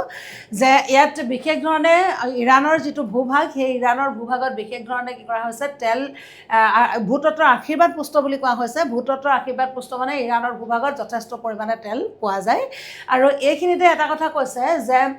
জাগ্ৰছ পৰ্বতমালাৰ বিষয়ে কোৱা হৈছে জাগ্ৰছ পৰ্বতমালাৰ যিটো জন্মকাহিনী হিমালয়ৰ জন্মকাহিনীৰ সৈতে একেই আৰু এই জাগ্ৰছৰ দক্ষিণ পশ্চিম দিশতেই বিৰাট তেল আৰু গেছৰ ভাণ্ডাৰ সঞ্চিত হৈ আছে আৰু এই কথাটোৰ পৰা প্ৰমাণ পাব পাৰি যে ইৰাণৰ ভূভাগ তেল আৰু গেছৰ বাবে ইৰাণৰ ভূভাগত অত্যন্ত তেল আৰু গেছ পোৱা যায় গেছৰ ভাণ্ডাৰ পোৱা যায় ফ্ৰান্সৰ টোটেল কোম্পানীৰ এখন ভাৰতীয় বিমানৰ কেইটামান ছিট আমাৰ বাবে সংৰক্ষিত এই বিমানত ছিট নম্বৰ নাই যে যেনেকৈ পাৰে বহিলেই হ'ল মই সোঁহাতৰ খিৰিকীৰ কাষৰ ছিটটো লওঁ যাতে দুঘণ্টাৰ বাবে এই যাত্ৰাত জাগ্ৰছৰ মনোৰম দৃশ্য উপভোগ কৰি যাব পাৰোঁ জাগ্ৰছৰ এই কথাখিনি জন্মকাহিনীৰ লগত জড়িত হৈছে জাগ্ৰছৰ বিষয়ে আহিলে এই কথাখিনি তোমালোকে লিখিব লাগিব পুনৰ জাগ্ৰছৰ বিষয়ে তলত আকৌ দুটামান শাৰী দিছে আমাৰ বিমান পাৰস্য উপসাগৰৰ তটৰেখাই দি জাগ্ৰছৰ ওপৰেদি যাত্ৰা কৰে বুচেৰ চহৰ পাৰস্যৰ আনটো দিশত অৱস্থিত সেয়ে আমাৰ এই যাত্ৰাৰ উপসাগৰখন আৰু জাগ্ৰছৰ মনোৰম দৃশ্যলানি দেখিবলৈ পাওঁ জাগ্ৰছ পৰ্বত শৃংখলা ইৰাণৰ উত্তৰ পশ্চিমৰ পৰা দক্ষিণ পূবলৈকে বিয়পি আছে যদি জাগ্ৰছ পৰ্বতমালাৰ বিষয়ে আহে কথাটো লিখিব লাগিব যে ইৰাণৰ উত্তৰ পশ্চিমৰ পৰা ই দক্ষিণ পূবলৈকে বিয়পি আছে আৰু কৈছে ইয়াৰ সৰ্বোচ্চ শৃংগৰ উচ্চতা 4500 মিটাৰ জাগ্ৰছৰ উপৰিও দেশখনত আৰু কেইবাটাও পৰ্বত শৃংখলা আছে গতিকে এই যে জাগ্ৰছ পৰ্বতমালাৰ জন্মকাহিনী হিমালয়ৰ দৰে একে জাগ্ৰছৰ দক্ষিণ পশ্চিম দিশত অযুত পৰিমাণৰ তেল আৰু গেছৰ ভাণ্ডাৰ আছে ইৰাণৰ যিটো পৰ্বত শৃংখলা জাগ্ৰছৰ যিটো পৰ্বত শৃংখলা ইৰাণৰ উত্তৰ পশ্চিমৰ পৰা দক্ষিণ পূবলৈকে বিয়পি আছে ইয়াৰ সৰ্বোচ্চ শৃংগৰ উচ্চতা 4500 মিটাৰ এই যিকেইটা সৰু সৰু কথা তোমালোকক দিয়া হৈছে সৰু সৰু কথাকেইটা তোমালোকে মই দাগ দি যোৱা কথাকেইটা তোমালোকে মন দিয়াটো উচিত তেল অন্বেষণৰ দায়িত্বত ইৰাণলৈ অহাৰ পাছৰে পৰা কিছুমান শব্দ কিছুমান ঠাইৰ নাম মোৰ তেনেই চিনাকি হৈ পৰিছে কাৰোবাক লগ পালে প্ৰথমে জানিবলৈ চেষ্টা কৰোঁ তেওঁ কোনলানি পাহাৰৰ ওচৰত থাকে জাগ্ৰছৰ এই পাৰে নে সিপাৰে ইত্যাদি আনহাতে চিৰাজ আহৱাজ ইস্ফাহান নাটাঞ্জ এই শব্দখিনি মনত ৰাখিবা পৰীক্ষাত আহে মাছাদ ইয়াজ তাব্ৰিজ হামাদান কাৰমান আৰ্দাবিল আদিৰ ঠাইৰ নামবোৰ চিনাকি হৈ পৰিছে তাতোকৈও আদৰৰ হৈ পৰিছে কেইটামান ফাৰ্চী শব্দ খেলে মামনুন মেৰ্চি চালামক চাব্বাখেৰ ইত্যাদি এই শব্দবোৰে মোক যথেষ্ট সহায় কৰিছে অৰ্থাৎ শব্দবোৰে যথেষ্ট সহায় কৰাৰ কথাটো এইকাৰণে কৈছে তেওঁ ইৰাণত তেল অন্বেষণৰ দায়িত্বলৈ তেওঁ ইৰাণলৈ গৈছে ইৰাণত তেওঁ কিছুদিন তাত থাকিব আৰু ইৰাণত যিহেতু ফাৰ্চী ভাষা চলে ইৰাণত বসবাস কৰা যিসকল মানুহ সেই মানুহৰ লগত যদি কথা সাধাৰণভাৱে পাতিব লগা হয় তেতিয়াহ'লে ইৰাণত চলা ফাৰ্চী ভাষাৰে কথা বাৰ্তা পাতিব লগা হয় গতিকে প্ৰাথমিক পৰ্যায়ত ইৰাণত থাকিবলৈ যাওঁতে ইৰাণৰ যিখিনি প্ৰাথমিক পৰ্যায়ৰ শব্দ যিখিনি শব্দ তেখেতে জানিলে ইৰাণৰ মানুহৰ লগত মিলা মিছা কৰিবলৈ সুবিধা হয় সেই শব্দখিনিক তেখেতে কি কৰিছে জানিবলৈ ইচ্ছা কৰে আৰু কোনোবা মানুহ যদি অচিনাকিভাৱে লগ পায় তেতিয়াহ'লে চিনাকি হওঁতে তেখেতে এটা কথা জানিব বিচাৰে তেওঁ কোনখন ঠাইত অৱস্থিত ইৰাণৰ কোন কোণত তেখেতৰ ঘৰ গতিকে সেই ঠাইবিলাকৰ নাম লগতে এই যে খেলে মামনুন মাৰ্চি আমি ধন্যবাদ সূচক শব্দ পাইছিলোঁ বা তাৰো আগতে আমি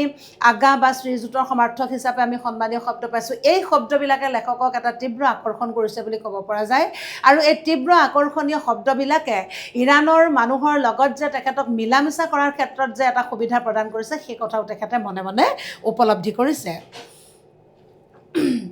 তেহৰানৰ বিমানবন্দৰ দুটা মন দিবা বিমানবন্দৰৰ বিষয়ে আহে তেহৰানৰ বিমানবন্দৰ দুটা মেহৰাবাদ এয়াৰপোৰ্ট আৰু খুমেইনি ইণ্টাৰনেশ্যনেল এয়াৰপোৰ্ট আমাৰ বিমানে মেহৰাবাদত অৱতৰণ কৰিলে এই বিমানবন্দৰটো চহৰত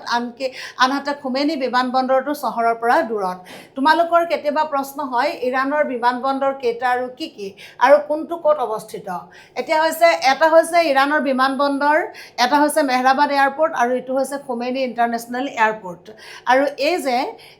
এই বিমানবন্দৰটো চহৰত আনহাতে খুমেইনি বিমানবন্দৰটো চহৰৰ পৰা দূৰত আছে এই মেহৰাবাদ এয়াৰপোৰ্ট কি হৈছে বিমানবন্দৰটো চহৰৰ ওচৰত আছে এই কথাকেইটা মন কৰিলে হ'ব ইৰাণৰ কাণ্ট্ৰি মেনেজাৰ শ্ৰী PK বাৰ্মাই মোক ফোনযোগে নিৰ্দেশনা দি ৰাখিছিল ক'ত টেক্সি ল'ব লাগিব কি ক'ব লাগিব কোনখন হোটেললৈ যাব লাগিব ইত্যাদি তেওঁ মোক কৈছিল ড্ৰাইভাৰক ক'ব হুমা হোটেল নজদিকে বানক স্কোৱাৰ অৰ্থাৎ এই ড্ৰাইভাৰজনক কৈ দিবলৈ কৈছে যে তেওঁ আচলতে লেখক যাব হুমা হোটেললৈ হোটেলখনৰ নাম হুমা আমাৰ ৰিগত থকা সহকৰ্মী এজনে ফাৰ্চী ভাষাত হোটেলৰ সম্পূৰ্ণ ঠিকনা লিখি দিলে ড্ৰাইভাৰে ইংৰাজী বুজি নাপালে সেই কাগজখন দেখুৱাই দিলে হ'ব আমি ভাষাৰ ক্ষেত্ৰত আলোচনা ইতিমধ্যে কৰিছোঁ আমি পাঠটোৰ প্ৰথম ভাগত আমি পাই আহিছোঁ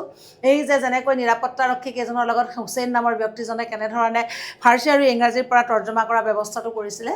অৰ্থাৎ এই যদি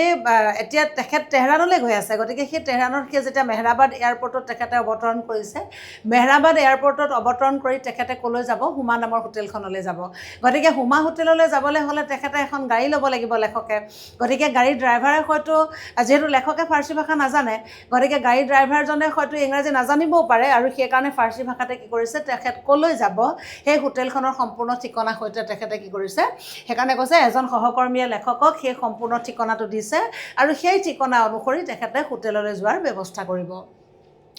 বিমানখন বেহৰাবাদ বিমানবন্দৰত অৱতৰণ কৰোঁতে ৰাতিপুৱা 3 বাজিবৰ হৈছিল কনভয়ৰ বেল্টৰ পৰা বেগটো সংগ্ৰহ কৰি মই টেক্সি কাউণ্টাৰ ফালে গ'লোঁ ইমান দেৰিকৈ তেহৰাণ পামহি বাবে বাৰ্মাজীয়ে কৈছিল য়েল্ল' কেবত আহিব ভাড়া বেছি ল'ব কিন্তু সুৰক্ষাৰ সমস্যা নাই 20,000 ৰিয়াল দি য়েল্ল' কেবৰ কুপন ল'লোঁ এইখিনি লেখকৰ ব্যক্তিগত অনুভৱ বাহিৰলৈ ওলাই আহোঁতে মোৰ কুপনখন দেখা পাই এজন ড্ৰাইভাৰে য়েল্ল' কেবৰ লাইনটো দেখুৱাই দিলে কুপনখন বুথটো দিয়াৰ লগে লগে এজনে সুধিলে ক'লৈ যাব হোটেল হুমা নজদিকে বানক স্কোৱাৰ লগে লগে এজন টেক্সি ড্ৰাইভাৰে মোক আগবঢ়াই লৈ গ'ল এইটো ভাষাটো আচলতে ফাৰ্চী ভাষাত লিখিছে অৰ্থাৎ ক'লৈ যাব মানে তেওঁ হুমা হোটেললৈ যাব সেই কথাটোকে ফাৰ্চী ভাষাত লিখি অনা হৈছে যে হোটেল হুমা নজদিকে বানক স্কোৱাৰ ৰাস্তাইদি গৈ থাকোঁতে অনুভৱ কৰিলোঁ যথেষ্ট আৰামদায়ক গাড়ী মৃদু শীতল বতাহে মোক তেহৰাণলৈ আদৰণি জনালে 6টা লেনৰ সুন্দৰ ৰাস্তা এইখিনিতে তোমালোকক তেহৰাণৰ বিষয়টো মই অকণমান আগতে পাঠটো পঢ়াওঁতে তোমালোকক এটা কথা কৈছোঁ সেইটো হৈছে কি লেখকে য'তে মন যায় ত'তে তেখেতে অনুভৱ ব্যক্ত কৰিব যেনেধৰণে আমি বুছেৰ চহৰৰ বৰ্ণনাৰ ক্ষেত্ৰত আমি পাইছিলোঁ বা ইৰাণৰ মানুহৰ যিটো জীৱনশৈলী বা ইৰাণৰ মানুহৰ যিটো ষ্টাইল সেই ব্যৱস্থাটো বৰ্ণনা কৰিবলৈ যাওঁতে আমি এটা দেখিছোঁ যে লেখকে ইৰাণৰ কথাখিনি য'তে মন যায় ত'তে তেনেধৰণে তেখেতে সংক্ষেপে বৰ্ণনা দিয়াৰ যত্ন কৰিছে যিহেতু ভ্ৰমণ কাহিনী য'তে যেনেকৈ তেনেকৈ অনুভৱ হৈছে তেনেকৈ লিখিছে একেধৰণে এতিয়া ইতিমধ্যে তেহৰাণ তেখেতে পাইছেগৈ তেহৰাণত কি কৰা হৈছে তেহৰাণৰ ৰাস্তা পদূলিৰ বিষয়ে ক'ব চাবা 6টা লেনৰ সুন্দৰ ৰাস্তা মন কৰিলোঁ দিল্লীৰ দৰে যথেষ্ট মুকলি অঞ্চল আছে বিজুলী বাতিয়ে আলিবাট পোহৰাই ৰাখিছে প্ৰথম দৰ্শনত মোৰ ধাৰণা হ'ল যেন তেহৰাণ এখন পৰিকল্পিত চহৰ তেহৰাণ আমি ইতিমধ্যে পাইছোঁ যে তেহৰাণ হৈছে ইৰাণৰ ৰাজধানী আমি আলোচনাত নিশ্চয় আগত কৈছোঁ গতিকে তেহৰাণলৈ তেখেত গৈছে আৰু তেহৰাণলৈ যাওঁতে তেখেতে তাত বিমানবন্দৰত অৱতৰণ কৰোঁতে তেখেতে অনুভৱ কৰিছে যে তেহৰাণখন এখন পৰিকল্পিত চহৰ আমি বুছেৰ চহৰৰ ক্ষেত্ৰত আমি পাইছিলোঁ তাত 4টা লেনৰ কথা আহিছিলে এতিয়া আমি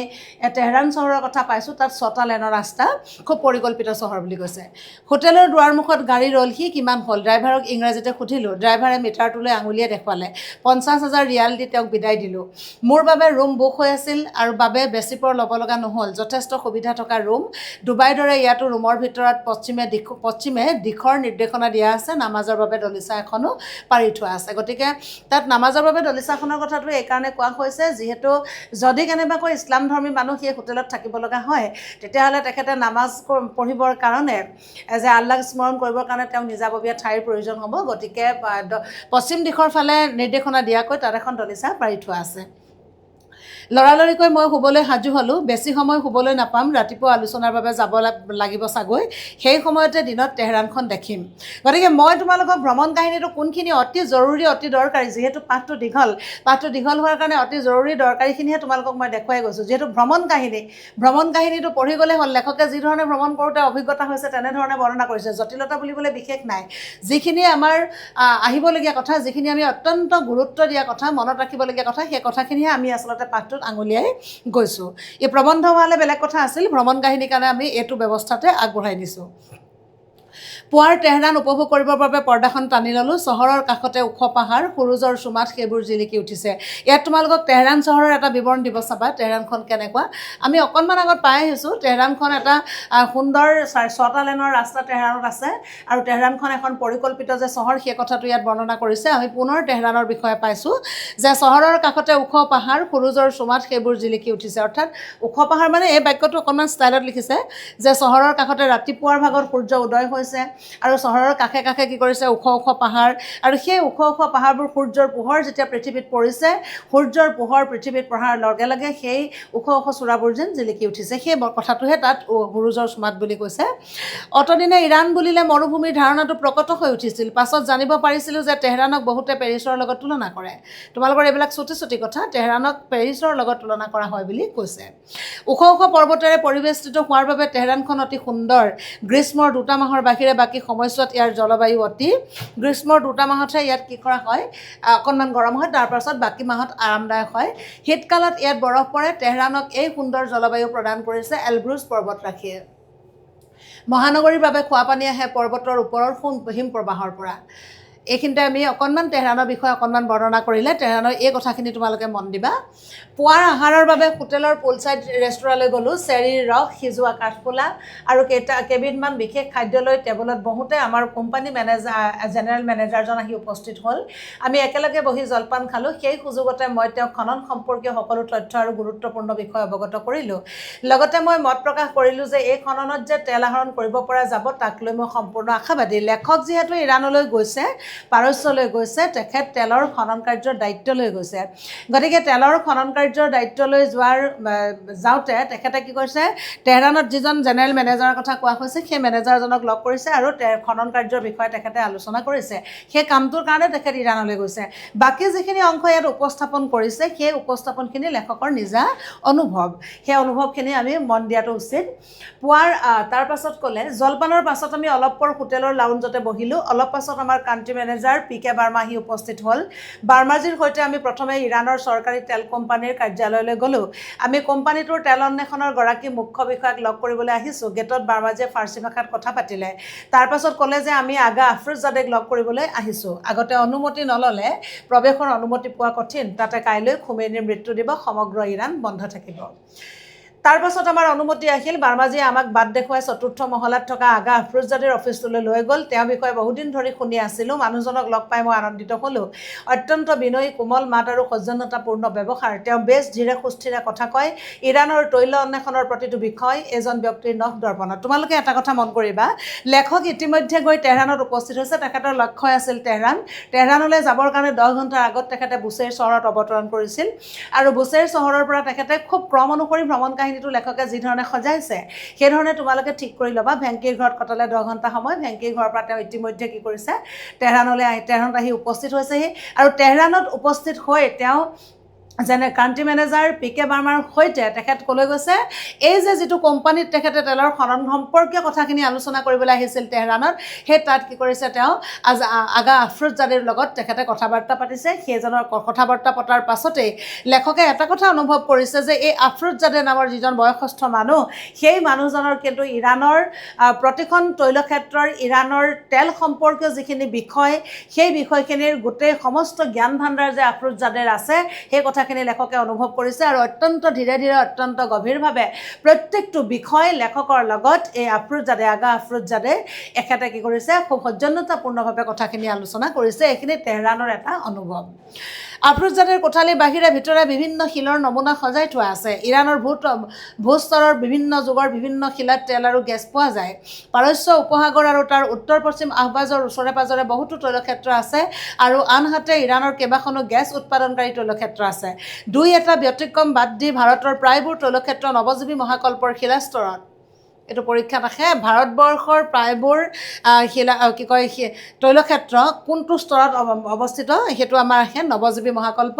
আৰু পাৰস্য উপসাগৰীয় এলেকাত মধ্যজীৱী মহাকল্পৰ শিলাস্তৰ বৃহৎ পৰিমাণৰ তৈল সম্পদ মজুত আছে গতিকে বস্তুখিনি চাবা আমি চাহ খাই থাকোঁতে অন্য বিভাগসমূহৰ বিষয়াসকল আহিল খননৰ অভিজ্ঞতা আৰু আহৰণ কৰা তথ্যৰ ভিত্তিতে তেল উৎপাদনৰ বাবে পৰীক্ষা চলোৱা হ'ব তাৰ বাবে এই আলোচনা মোৰ লগত থকা পৰ্টেলত হাৰ্ড ডিস্কত সকলো তথ্য লৈ আহিছোঁ যাকে প্ৰয়োজন হৈছে দেখুৱাইছোঁ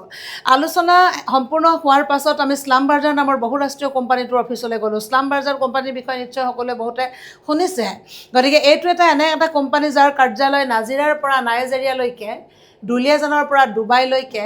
ইৰাণৰ তেহৰানৰ পৰা টেক্সাছলৈকে পৃথিৱীৰ সকলো তৈলক্ষেত্ৰৰ ওচৰে পাঁজৰে আছে গতিকে এই কথাখিনি মন কৰিবা স্লামবাৰ্জাৰ কি স্লামবাৰ্জাৰ হৈছে এটা বহুৰাষ্ট্ৰীয় কোম্পানী আৰু ইয়াৰ ক'ৰ পৰা ক'লৈকে ইয়াৰ পৰিৱেষ্টিত হৈ আছে পৰিব্যাপ্ত হৈ আছে সেই কথাটো তোমালোকে লক্ষ্য কৰিবা উদ্যোগৰ সৈতে কোম্পানী অতি ঘনিষ্ঠভাৱে জড়িত তৈল উদ্যোগৰ বিকাশত এই কোম্পানীৰ গুৰুত্বপূৰ্ণ বৰঙণি আছে আনহাতে স্লামবাৰ্জাৰ প্ৰতিযোগী কোম্পানী হেলিবাৰ্টন বা বেকাৰ মূলতঃ আমেৰিকান কোম্পানী হোৱাৰ বাবে ইৰাণত কাম কৰিব নোৱাৰে বহুৰাষ্ট্ৰীয় ৰাজনীতি আৰু তৈল উদ্যোগৰ কি গভীৰ সম্পৰ্ক সেয়া নাজানিলে অনুমান কৰা টান ইতিমধ্যে আমি এটা কথা পাইছোঁ যে ইৰাণৰ ইতিহাস আমি যেতিয়া পঢ়িছিলোঁ ইৰাণৰ ইতিহাস পঢ়োঁতে আমি এটা বিষয় পাইছোঁ আমেৰিকাৰ লগত নৌযুদ্ধ হৈছে ইৰাণৰ গতিকে আমেৰিকাৰ লগত এটা কি হৈছে সম্পৰ্কটো ইৰাণৰ খুব ভাল নহয় গতিকে ভাল নোহোৱাৰ কাৰণে ইতিমধ্যে আমি যিটো স্লামবাৰ্জাৰ কোম্পানীৰ বিষয়ে পাইছোঁ স্লামবাৰ্জাৰ কোম্পানীটো হৈছে এটা বহুৰাষ্ট্ৰীয় কোম্পানী গতিকে এই স্লামবাৰ্জাৰ কোম্পানীটোৰ প্ৰতিযোগী কোম্পানী এটা কথা কোৱা হৈছে হেলিবাৰ্টন বা বেকাৰ কোম্পানী কিন্তু এই হেলিবাৰ্টন কোম্পানীটোৰ আমেৰিকান হোৱাৰ কাৰণে ইৰাণত সেই কোম্পানীটোৱে কাম কৰিব নোৱাৰে লেখকে অনুভৱ কৰিছে তৈলক্ষেত্ৰৰ ৰাজনীতিৰ মাজত এনেকুৱা ধৰণৰ এই দুটা বিষয়ৰ মাজতো যে কিবা এটা আন্তঃসম্পৰ্ক থাকিব পাৰে সেই কথাটো যিসকলে ভিতৰলৈ যোৱা নাই তেওঁলোকে কিন্তু কথাটো আচলতে অনুভৱ কৰিব নোৱাৰে স্লামবাৰ্জাৰ অফিচৰ পৰা বিদায় লৈ আমি আমাৰ ইৰাণ কাৰ্যালয়লৈ আহিলোঁ আমি সকলোৱে বহি আলোচনা কৰিলোঁ আমাৰ আলোচনাত অংশ ল'লেহি পেট্ৰল নামৰ কোম্পানীটোৰ সঞ্চালক MF আলাবিয়ে মন কৰিবা নামকেইটা চাবা আলাবিৰ বয়স 70ৰ ওপৰত যথেষ্ট লাহে ধীৰে কথা কয় অলপ পৰ কথা পতাৰ পাছত জানিব পাৰিলোঁ যে ইৰাণৰ তৈল উদ্যোগ আৰু এই অঞ্চলৰ ভূতত্বৰ বিষয়ে তেওঁ বিস্তৃত জ্ঞান আছে এনেধৰণৰ অভিজ্ঞ ভূতত্ত্ববিদৰ সৈতে কাম কৰিবলৈ পোৱাটো সৌভাগ্যৰ বিষয় আলোচনা কৰি থাকোঁতে সন্ধিয়া হ'ল অফিচৰ পৰা ওলাই আহি দেখিলোঁ ৰাস্তাত মানুহ নাই বুলিলেই হয় কেৱল 2-এখন গাড়ীহে অহা যোৱা কৰিছে তেহৰানত বহুতো দৰ্শনীয় স্থল আছে ইয়াত বহুতো সংগ্ৰহালয় আৰু পুৰণি অট্টালিকা আছে আমি আজাদী স্কোৱাৰ দৰ্শন কৰিছোঁ 45 মিটাৰ উচ্চতাৰ এই স্মাৰকটোত আছে এটা সংগ্ৰহালয় আছে খোমেনিৰ মৃত্যু দিৱসত ধৰ্মীয় নেতাসকলে ইয়াৰ পৰা ৰাষ্ট্ৰক উদ্দেশ্যি ভাষণ দিব আমি পাঠটো অকণমান আগতে এটা পেৰাগ্ৰাফত আমি পাই আহিছোঁ যে খুব সোনকালে আগা আফৰোজাদেক তেখেতে লগ কৰিবলৈ গৈছিলে কিন্তু গৈছে কাৰণ পিছদিনাখন ইৰাণ বন্ধ তেহৰান বন্ধ থাকিব কাৰণে আফৰোজাদেক খুব ততাতৈয়াকৈ লগ ধৰিবলৈ যাব লগা হৈছিলে আৰু ইতিমধ্যে আমি পাইছোঁ যে খোমেনিৰ মৃত্যু দিৱস আছিলে আচলতে পিছদিনা আৰু এই পিছদিনাৰ কাৰণে ইৰাণত এটা বেলেগ ধৰণৰ যিটো কৈছে মানুহ দেখা নাই বুলি ক'ব পাৰি 2-এখন গাড়ী অহা যোৱা কৰিছে অৰ্থাৎ খোমেনিৰ মৃত্যু দিৱসৰ কাৰণে তাত কি কৰা হৈছে জোৰদাৰ প্ৰস্তুতি চলোৱা হৈছে এই খোমেনি হৈছে আমি পাঠটোৰ আগত পাই আহিছোঁ 1979 চনৰ 1 এপ্ৰিলৰ দিনাখনৰ পৰা যে ইৰাণখনক এখন ইছলামিক ৰাষ্ট্ৰ হিচাপে ঘোষণা কৰা হয় আৰু তাৰ ধৰ্মীয় নেতা আছিল ইমাম আয়াতুল্লাহ খোমেনি আৰু সেই ইমাম আয়াতুল্লাহ খোমেনিৰ মৃত্যু দিৱসৰ বাবেই প্ৰস্তুতিৰ বাবেই সেই তাৰ পাছদিনাখন আচলতে ইৰাণ বন্ধ হোৱাৰ কথাটো লেখকে ইয়াত প্ৰকাশ কৰিছে নিশা আহাৰৰ বাবে বিখ্যাত তাজমহল হোটেললৈ গ'লোঁ তাৰ বেছমেণ্টত থকা ৰেষ্টুৰাখনত ভাৰতীয় খাদ্য পোৱা যায় খোজকাঢ়িয়ে আমি হোটেলৰ ফালে আহিলোঁ সুযোগ বুজি আমি এখন উদ্যানৰ মাজেদি শ্বৰ্টকাট ল'লোঁ নিশা 10 বজাতো উদ্যানত মানুহ ভৰি আছিল বামাৰ্জীৰ পৰা জানিব পাৰিলোঁ ইয়াৰ প্ৰায়বোৰ মানুহ পাৰ্কলৈ আহে এই ৰুটিনৰ দৰে গতিকে তেহৰানৰ মানুহৰ আৰু এটা ষ্টাইল আমি ইয়াত এটা অনুভৱ কৰিব পাৰিছোঁ যে তেহৰানৰ মানুহে বেছিভাগ মানুহ তেওঁলোকে উদ্যানলৈ যায় পাৰ্কলৈ যায় আৰু পাৰ্কলৈ যোৱাৰ কাৰণে তেওঁলোকে ৰাতি 10 বজাৰ পিছতো তাত পাৰ্কত মানুহৰ ভিৰ কমা নাই হোটেলৰ ওচৰ পাওঁতে মোক ভাগৰে জুমুৰি দি ধৰিলে বসন্তৰ মনোৰম দিনৰ আৰম্ভণিতে ইৰাণীসকলে তেওঁলোকৰ নৱৰোজ উদযাপন কৰে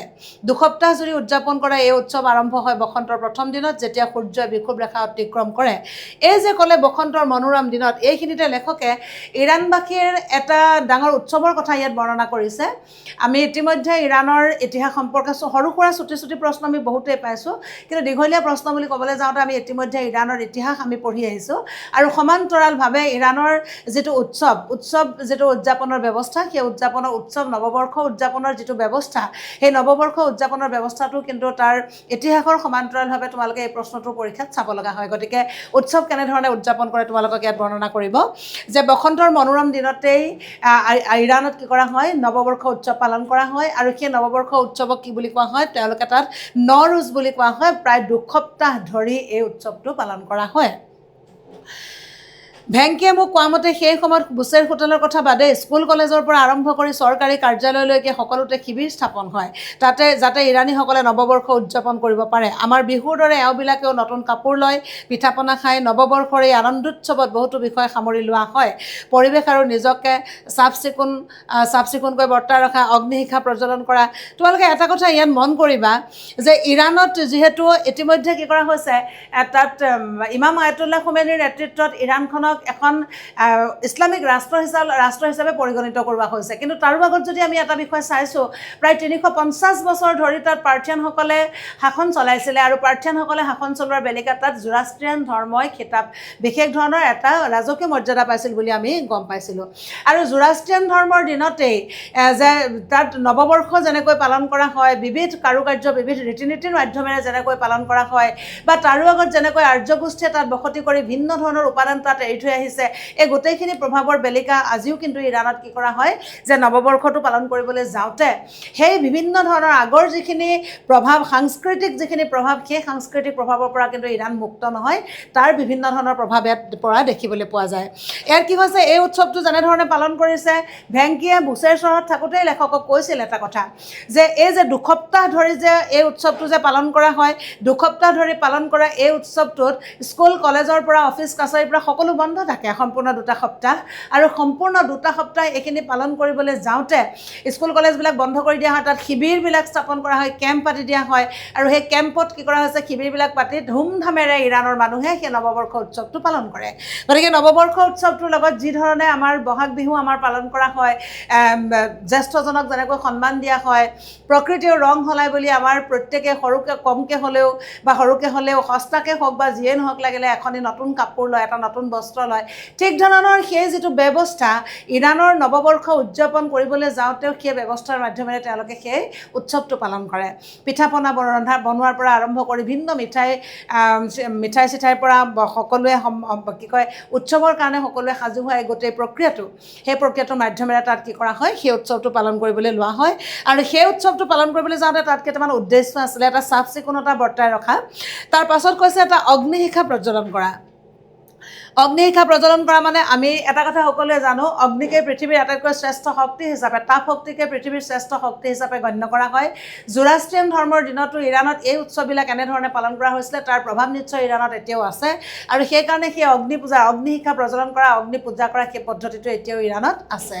সীমান্ত নদী বা সাগৰ অভিমুখে যাত্ৰা কৰা সীমান্ত মানে সীমা আৰু নদী বা সাগৰ অভিমুখে যাত্ৰা কৰা অৰ্থাৎ সাগৰ অভিমুখে যাত্ৰা কৰা বা সীমান্ত অভিমুখে যাত্ৰা কৰা এই কথাটোৱে মনৰ যিটো উৎসাহ মনৰ যিটো প্ৰবল সপোন যিটো বাস্তৱায়িত কৰাৰ যিটো প্ৰয়াস সেই তাৰ কথাটো প্ৰমাণ পোৱা গৈছে উল্লেখযোগ্য যে জোৰাষ্ট্ৰিয়ান ধৰ্ম ইৰাণৰ মূল ধৰ্ম হৈ থকা সময়তে এই উৎসৱৰ বিকাশ ঘটিছিল আজিও ইৰাণত নৱবৰ্ষ উৎসৱ পালন কৰিবলৈ যাওঁতে অগ্নিশিখা প্ৰজ্বলন কৰাৰ যিটো ব্যৱস্থা আছে চাফ চিকুণতা বৰ্তাই ৰখাৰ যিটো ব্যৱস্থা আছে এই যিটো ব্যৱস্থা আছিলে নৱবৰ্ষ উদযাপনৰ ক্ষেত্ৰত যি ধৰণে নতুন কাপোৰ লোৱাৰ কথাটো কৈছে সূৰ্য বিষুৱ ৰেখা অতিক্ৰম কৰাৰ কথা কৈছে এই গোটেইখিনি ব্যৱস্থা ইৰাণৰ আজিৰ উৎসৱ নহয় এই যে পাৰ্থিয়ানসকলে ৰাজত্ব কৰাৰ দিনতে যিটো জোৰাষ্ট্ৰিয়ান ধৰ্মই ৰাজধৰ্ম হিচাপে কিতাপ লাভ কৰিছিলে সেই জোৰাষ্ট্ৰিয়ান ধৰ্মৰ দিনতে ইৰাণত এই যিটো নৱবৰ্ষ উদযাপন সেই নৱবৰ্ষ উদযাপনে এই ব্যৱস্থাটোৱে এক বিকাশ লাভ কৰিছিল বুলি ক'ব পৰা যায় সাধাৰণতে উৎসৱৰ সময়ত যিকোনো পাৰ্চী গৃহত টেবুল বা কাৰ্পেটৰ ওপৰত এখন সুন্দৰ কাপোৰ পাৰি 7বিধ খাদ্য সজোৱা হয় প্ৰতিটো বস্তুৰে এটা প্ৰতীকী অৰ্থ আছে বস্তুবোৰ হ'ল চব্জে ঘেঁহু বা দাইলৰ পুনৰ্জন্মৰ প্ৰতীক তোমালোকে এটা কথা মন কৰিবা এই যে যিখিনি দিলে চব্জে সামানো বা ধৰি লোৱা সেব এনেকুৱা শব্দবিলাক যদি তোমালোকৰ মনত ৰাখিবলৈ অসুবিধা হয় আমি উৎসৱৰ বিষয়ে তোমালোকক লিখাই দিয়াৰ ব্যৱস্থা কৰিম তথাপি তোমালোকে নিজে বুজি পোৱাটো অত্যন্ত ভাল কথা গতিকে এই শব্দখিনি যদি তোমালোকৰ অকণমান কঠিন যেন অনুভৱ হয় তেতিয়াহ'লে ব্ৰেকেটত অসমীয়াত তাৰ অৰ্থটো দি দিয়া হৈছে ব্ৰেকেটৰ অসমীয়া অৰ্থখিনি তোমালোকে গুৰুত্ব সহকাৰে যদি লোৱা ব্ৰেকেটৰ অসমীয়া অৰ্থৰেও তোমালোকে এই নোটটোত ব্যৱহাৰ কৰিব পাৰিবা সেই শব্দখিনি তাৰ পাছত কৈছে সামানো ঘেঁহুৰ কঠিয়াৰ পায়স নতুন জীৱনৰ প্ৰতীক সেব আপেল স্বাস্থ্য আৰু সৌন্দৰ্যৰ প্ৰতীক চেনজেড বনৰীয়া শুকান জলপাই প্ৰেমৰ প্ৰতীক চিৰ নহৰু ঔষধ চমাক এবিধ বগৰী সূৰ্যোদয় বৰণ বুজায় আৰু চেৰকে ভিনেগাৰ বয়স আৰু ধৈৰ্যৰ প্ৰতীক এই যে যিখিনি বস্তু তাত যে সজাই থোৱা থাকে কাৰ্পেটৰ ওপৰত বা টেবুলৰ ওপৰত যে যিখিনি চব্জে সামানো সেব চেনজেব চিৰ কি কয় চমাক চেৰকে এই যিখিনি বস্তু আছে এই বস্তুখিনিৰ মাধ্যমেৰে পুনৰ্জন্মৰ কথা কোৱা হয় তাত নতুন জীৱনৰ কথা কোৱা কোৱা হয় তাত, সৌন্দৰ্যৰ কথা কোৱা হয় তাত, যে উৰেটো জীৱন যাতে তেনেধৰণে মানুহবিলাক আগবাঢ়ি যাব পাৰে তাৰ উদ্দেশ্যৰে হয়তো এই বস্তুবিলাক সজাই সেই ধৰ্ম নৱবৰ্ষ উদযাপনৰ ক্ষেত্ৰত তাক প্ৰতীকী অৰ্থত ব্যৱহাৰ কৰা হৈ আহিছে। এই 7বিধ খাদ্যৰ কাষত থাকে পবিত্ৰ কোৰাণ আৰু হাফেজৰ কবিতা পুথি। তদুপৰি নৈবেদ্যত থোৱা আন বস্তুকেইবিধ হ'ল মুদ্ৰা, খৰাহী ভৰ্তি ৰং কৰা কণী, গোলাপ জল, গাখীৰ, ভেটফুল আদি। ইয়াত কোৱা হৈছে যে মুদ্ৰা হৈছে ধন সম্পত্তিৰ প্ৰতীক, তাৰপাছত এই কণীয়ে উৰ্বৰতা বা প্ৰজনন শক্তিক বুজায়, গোলাপ জল যাদুকৰী চাফাই শক্তি, গাখীৰক পুষ্টিকৰ খাদ্য হিচাপে গণ্য কৰা হয়, গতিকে এই বস্তুখিনিও তাত সমানে থোৱা হয়। আমি নিশ্চয় সকলোৱে এটা কথা জানো যে বহাগ বিহুত আমি যেনেধৰণে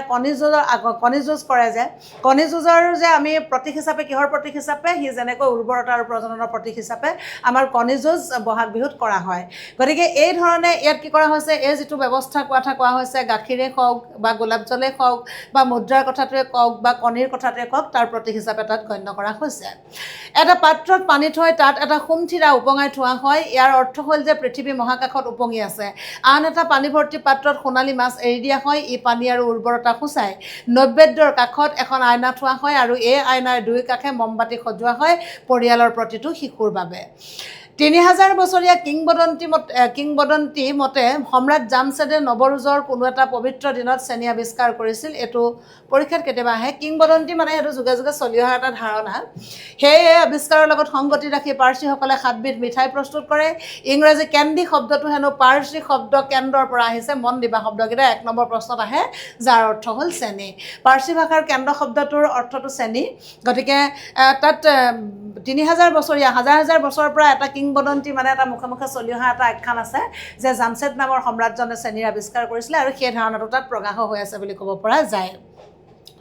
তাৰ পাছত হ'ল বছৰৰ শেষ বুধবাৰে ৰাজহুৱা স্থানত মেজি জ্বলাই জুইৰ ওপৰেদি পাৰ হৈ তেওঁলোকে চিঞৰি চিঞৰি গায়, মোৰ বেমাৰ লৈ যোৱা আৰু মোক তোমাৰ সুন্দৰ বৰণ দিয়া। আৰু বছৰৰ শেষ বুধবাৰটো তেওঁলোকে কি কৰে, যে জুই জ্বলায়। আমি যেনেকৈ মাঘৰ বিহুত আমি মেজি যেনেকৈ জ্বলাওঁ, দপদপকৈ জুই জ্বলায়, আৰু সেই জুইৰ ওপৰেদি তেওঁলোকে কি কৰিছে, যে পাৰ হৈ তেওঁলোকে চিঞৰি চিঞৰি গায় যে মোৰ বেমাৰ লৈ যোৱা, তোমাৰ সুন্দৰ বৰণটো মোক দিয়া। জুইৰ যিটো উজ্জ্বল ৰং, জুইৰ যিটো শক্তিশালী যিটো ৰূপ, সেই ৰূপটোক আমন্ত্ৰণ কৰি প্ৰকৃতিবাদী নিচিনাকৈ তেওঁলোকে ইৰাণবাসীয়ে কি কৰে, জুইৰ যিটো অদম্য শক্তি, যি অদম্য শক্তিৰ জৰিয়তে পৃথিৱী চলি আছে, সেই অদম্য শক্তিটোৰ অধিকাৰী হোৱাৰ প্ৰয়াসেৰে বছৰৰ শেষৰ বুধবাৰটোত একুৰা দপদপকৈ জ্বলি থকা জুইৰ ওপৰত তেওঁলোকে চিঞৰি চিঞৰি সেই ব্যৱস্থাৰ মাধ্যমেৰে নিজকে ইৰাণবাসীয়ে কি কৰে, শক্তিশালী ৰূপত, তাপৰ দৰে, জুইৰ দৰে অধিক শক্তিশালী ৰূপত নিজকে অৱতীৰ্ণ কৰাৰ উদ্দেশ্যে এই উৎসৱটো তেওঁলোকে পালন কৰে। আৰু নৱবৰ্ষৰ তাৰ পাছত কৈছে জুইৰ পোহৰত তেওঁলোকে থাল বাতি বজাই মানুহৰ ঘৰে ঘৰে গৈ আতিথ্য গ্ৰহণ কৰে। তোমালোকে আমাৰ উৎসৱ পাৰ্বণৰ ক্ষেত্ৰতো, বহাগ বিহুৰ ক্ষেত্ৰতো তোমালোকে দেখিছা, যেনেকৈ আমাৰ হুঁচৰি গোৱাৰ আগতে অভ্যাস আছিলে, হুঁচৰি লাহে লাহে এতিয়া কমি আহিছে। ঘৰৰ চোতালে চোতালে আগৰ গাঁৱৰ মানুহে যি ধৰণে হুঁচৰি গায়, সেই ব্যৱস্থাটো বৰ্তমান নাই বুলি ক'ব পৰা যায়। কিন্তু সেই হুঁচৰিৰ মাধ্যমেৰে গৃহস্থৰ চোতালত সকলোৱে প্ৰৱেশ কৰে আৰু বহাগ বিহুত গোটেই মাহটো আচলতে বিহু হৈ আছিল, বিহু হৈ থাকে, বহাগ মাহটোৱে বিহু বুলি ধৰা হয়। আজি ব্যস্ততাৰ ক্ষেত্ৰত কথাটো বেলেগ ধৰণৰ হয় বাৰু, কিন্তু বহাগ মাহটো গোটেই মাহটোৱে বিহু বুলি ধৰা হয়। গতিকে তেনেধৰণে যেনেকৈ ইঘৰৰ পৰা সিঘৰলৈ, ইঘৰৰ পৰা সিঘৰলৈ যেনেকৈ মানুহ একেলগে গোট খাই হুঁচৰিৰ মাধ্যমেৰে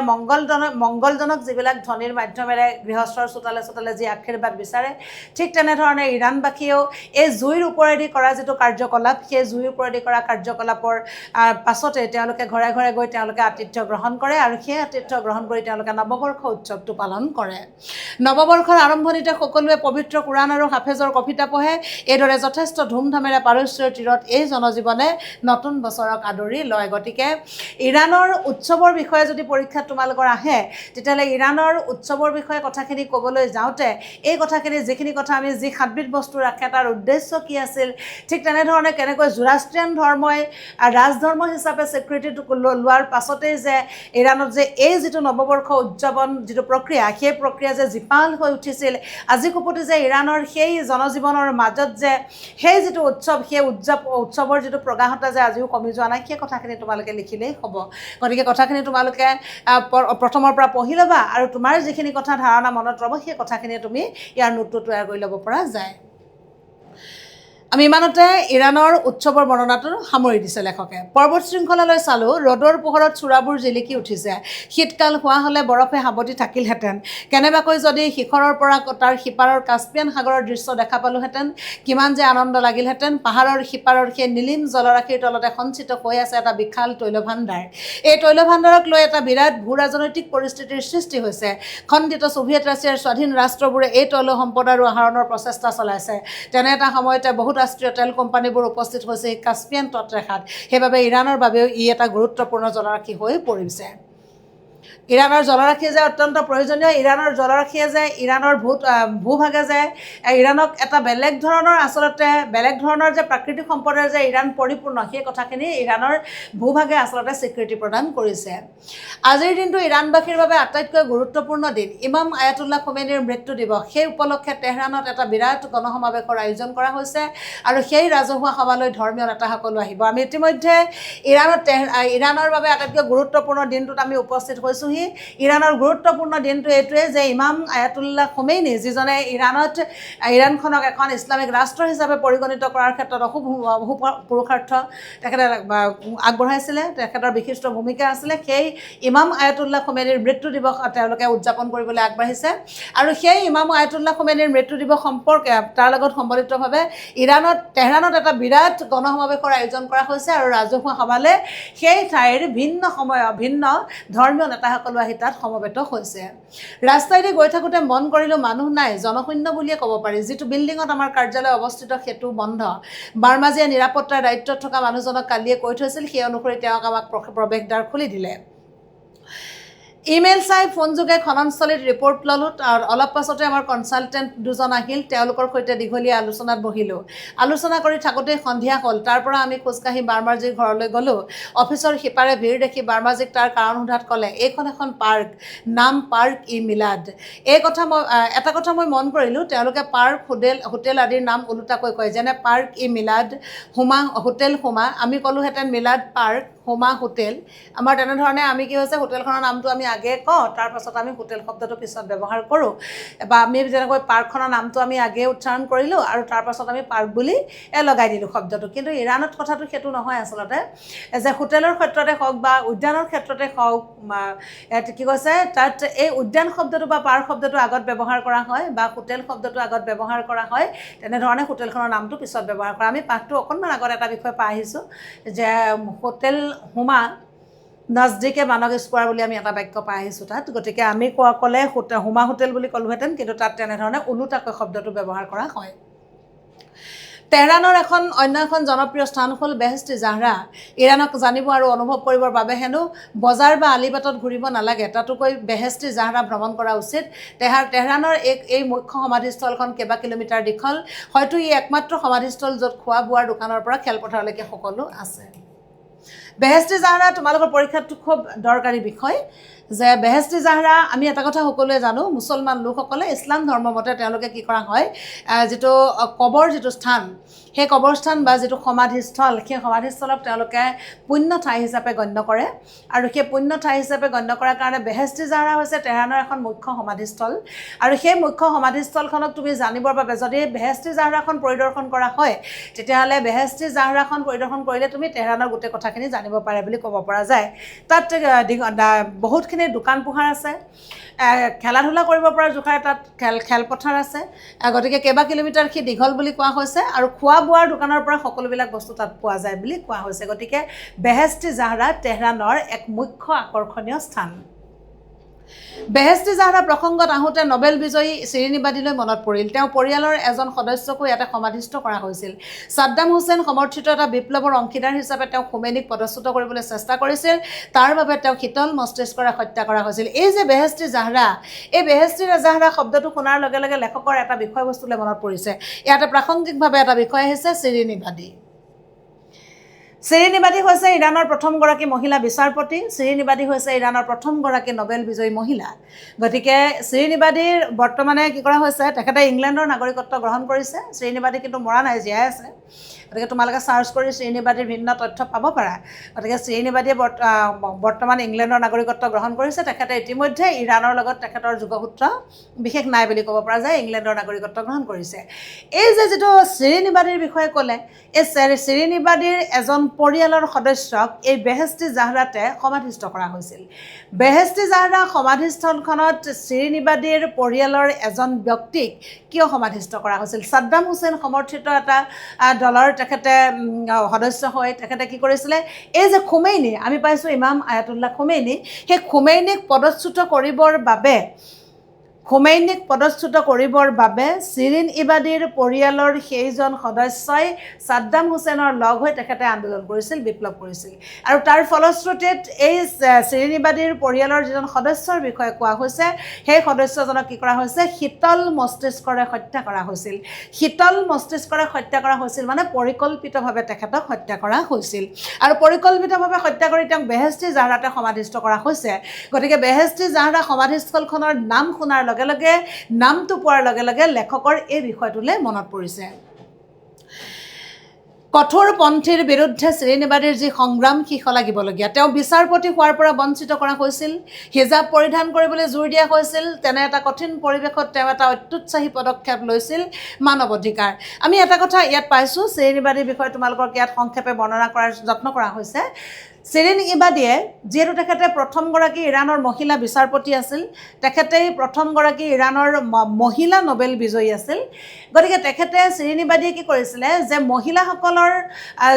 মহিলাসকলে যাতে সুস্থ সবলভাৱে এটা জীৱন ধাৰণ প্ৰক্ৰিয়াৰ মাজেৰে মহিলাসকলে জীৱন পথত আগবাঢ়ি যাব পাৰে যেনেকৈ পুৰুষৰ যেনেকৈ অধিকাৰ আছে ঠিক সমান্তৰালভাৱে নাৰীয়েও যাতে কোনো ধৰণৰ অধিকাৰ খৰ্ব নোহোৱাকৈ নাৰীয়েও যাতে নিজৰ অধিকাৰ সাব্যস্ত কৰি এই পৃথিৱীখনত জীয়াই থকাৰ অধিকাৰখিনি তেওঁলোকে সাব্যস্ত কৰিব পাৰে তাৰ বাবে তেখেতে নাৰীসকলক অত্যন্তভাৱে উৎসাহিত কৰিছিল আৰু নাৰীসকলক উৎসাহিত কৰা এই ব্যৱস্থাটোৱে ইৰাণবাসীৰ মনত কিন্তু এটা আঘাত আনিছিল যিহেতু আমি এটা কথা জানো যে আমাৰ সমাজ ব্যৱস্থাত বিশেষ ধৰণে ইছলামীয় সমাজ ব্যৱস্থাত আমি এটা কথা চাওঁ যে পুৰুষ আৰু নাৰীৰ মাজত যিটো ব্যৱধান সেই ব্যৱধানটোক তাত স্পষ্টৰূপে দেখিবলৈ পোৱাৰ বাবেই যে শিৰিন ইবাদীয়ে এটা কথা উপলব্ধি কৰিছিল যে মুছলমানী তিৰোতাই মুছলমানী মহিলাই যে পুৰুষৰ সমানে স্বত্ব কিয় নাপাব পুৰুষৰ সমানে অধিকাৰ কিয় সাব্যস্ত কৰিব নোৱাৰিব গতিকে মহিলাৰ অধিকাৰৰ বাবে সেই মানৱ অধিকাৰৰ বাবে শিৰিন ইবাদীয়ে মাত মাতিছিল তাৰ পাছত কোৱা হৈছে তেওঁ সেইবোৰ লোকৰ বাবে যুঁজিছিল য'ত যুৱতীক ধৰ্ষণ কৰা হৈছিল শাসন বিৰোধী বুলি যুৱকক শাস্তি দিয়া হৈছিল পতিয়ে পত্নীক বেয়া ব্যৱহাৰ কৰিছিল তেখেতে কোনবোৰৰ কাৰণে যুঁজিছিল য'ত যুৱতীৰ ওপৰত বলৎকাৰ ধৰ্ষণৰ ভিন্ন ধৰণৰ ঘটনা ক্ৰিয়াগতভাৱে চলি আছিলে তাৰ বিৰোধিতা তেখেতে কৰিছিলে নাৰীৰ যিটো অধিকাৰ সেই অধিকাৰৰ ক্ষেত্ৰত যিসকল যুৱকে প্ৰতিবাদী কণ্ঠেৰে ৰাজতন্ত্ৰৰ বিৰোধ কৰিছিল সঁচা কথাবিলাক উলিয়াই দিছিল যাৰ কাৰণে তেওঁলোকে সেই যুৱক ৰাজতন্ত্ৰৰ বলি হ'ব লগা হৈছিলে সেইসকলৰ সপক্ষে শিৰিন ইবাদীয়ে মাতিছিল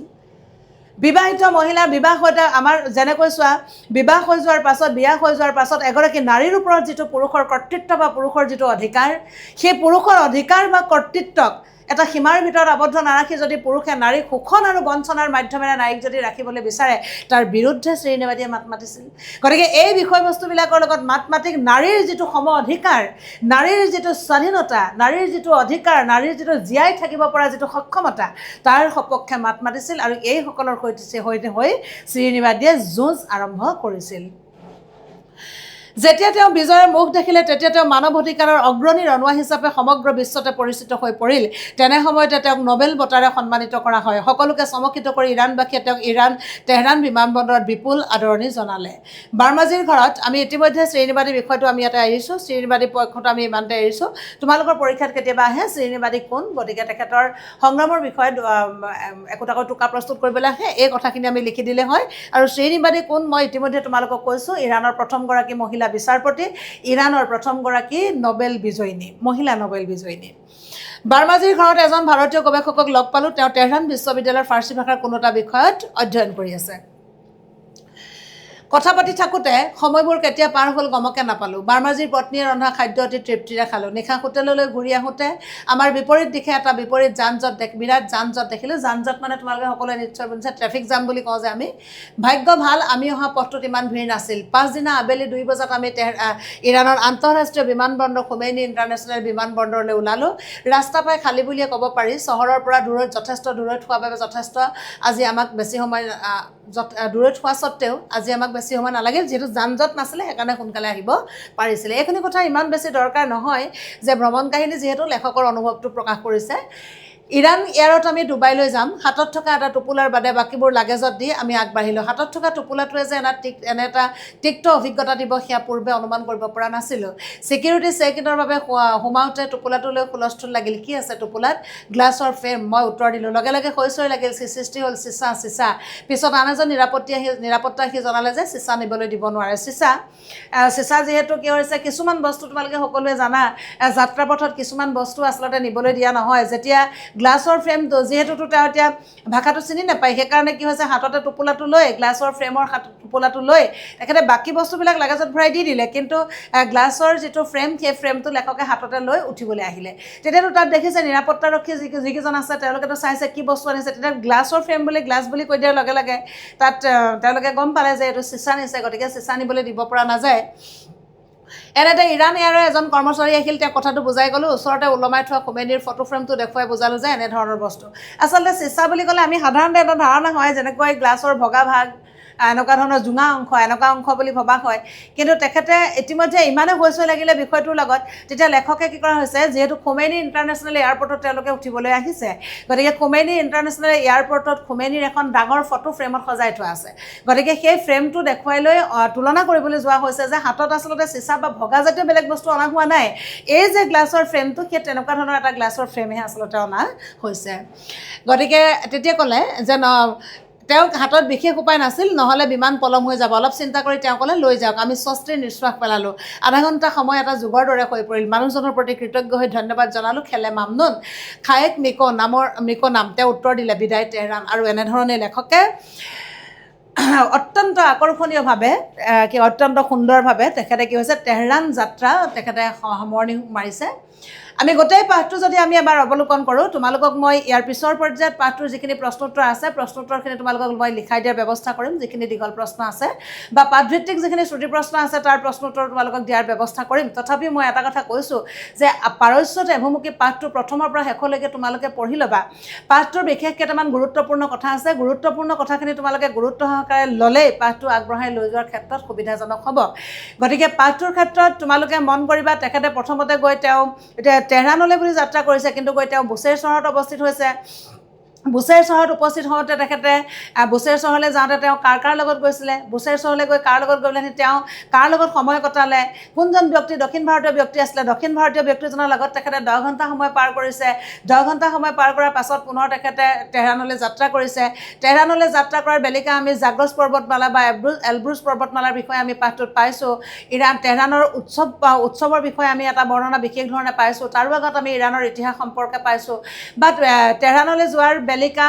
তেখেতে কোনকেইজন বিশেষ ধৰণৰ তেল সম্পৰ্কীয় বিষয়ৰ লগত জড়িত বিশেষ যিসকল ব্যক্তি আছিলে, সেই ব্যক্তি যে পণ্ডিত প্ৰৱৰ যিকেইজন ব্যক্তিৰ সৈতে তেখেতৰ মুখামুখি হৈছে, ব্যক্তিকেইজনৰ বিষয়টো তোমালোকে টানি ল'বা। সেই ব্যক্তিকেইজনে ইমান বেছি তোমালোকক আমনি নকৰে। এতিয়া চিৰিয়েলি তোমালোকে সাধু পঢ়াৰ নিচিনাকৈ কথাখিনি মিলাই ল'বা। আৰু সমান্তৰালভাৱে সেইখিনি ক্ষেত্ৰত আমি বেহেস্তি জাহৰাৰ বিষয়ে পাইছোঁ, শ্ৰেণীবাদীৰ বিষয়ে পাইছোঁ। এই কথাখিনি প্ৰাসংগিকভাৱে অত্যন্ত জৰুৰী বুলি ধৰি ল'বা। পাঠটোত জটিলতা বিশেষ নাই। পাঠটো দীঘল হোৱাৰ কাৰণে কেতিয়াবা বোধ কৰোঁ ছাত্ৰ ছাত্ৰীসকলৰ অকণমান আমনিদায়ক নিচিনা অনুভৱ হয়। তোমালোকৰ সেই আমনিদায়কখিনি কমাই দিবৰ কাৰণে আমি পাঠটোত যিখিনি কথা আছিল সেই কথাখিনি আমি সহজভাৱে তোমালোকৰ আগত উপস্থাপন কৰাৰ চেষ্টা কৰিলোঁ। গতিকে ইয়াৰ পিছৰ পৰ্যায়ত আমি ইতিমধ্যে পাঠটোৰ আমি আলোচনা সামৰিছোঁ। গতিকে ইয়াৰ পিছৰ পৰ্যায়ত আমি পাৰস্যত অভিমুখী পাঠটোৰ হ'বলগীয়া যিখিনি প্ৰশ্নোত্তৰ আছে, আৰু মই তোমালোকক পঢ়াই যাওঁতেও আচলতে পাঠটোৰ যিখিনি অতি দৰকাৰী কথা, সেই অতি দৰকাৰী কথা যিকেইটা কথা মই তোমালোকক দাগ মাৰি গৈছোঁ, যিকেইটা কথা মই তোমালোকক বাৰে তোমালোকৰ আগত প্ৰকাশ কৰিছোঁ, সেই কথাখিনি যদি তোমালোকে গুৰুত্ব দিয়া, তেতিয়াহ'লে পাৰস্যত অভিমুখী পাঠটোৰ পৰা কোনো ধৰণৰ জটিলতাৰ সৃষ্টি নহয় বুলি ক'ব পৰা যায়। আমি ইয়াৰ পিছৰ পৰ্যায়ত পাৰস্যত অভিমুখী পাঠৰ প্ৰশ্নোত্তৰ শিতানলৈ আগবাঢ়ি যাম। আমি ইমানতে পাৰস্যত অভিমুখী পাঠটোৰ আলোচনা প্ৰসংগ সামৰিছোঁ। ধন্যবাদ।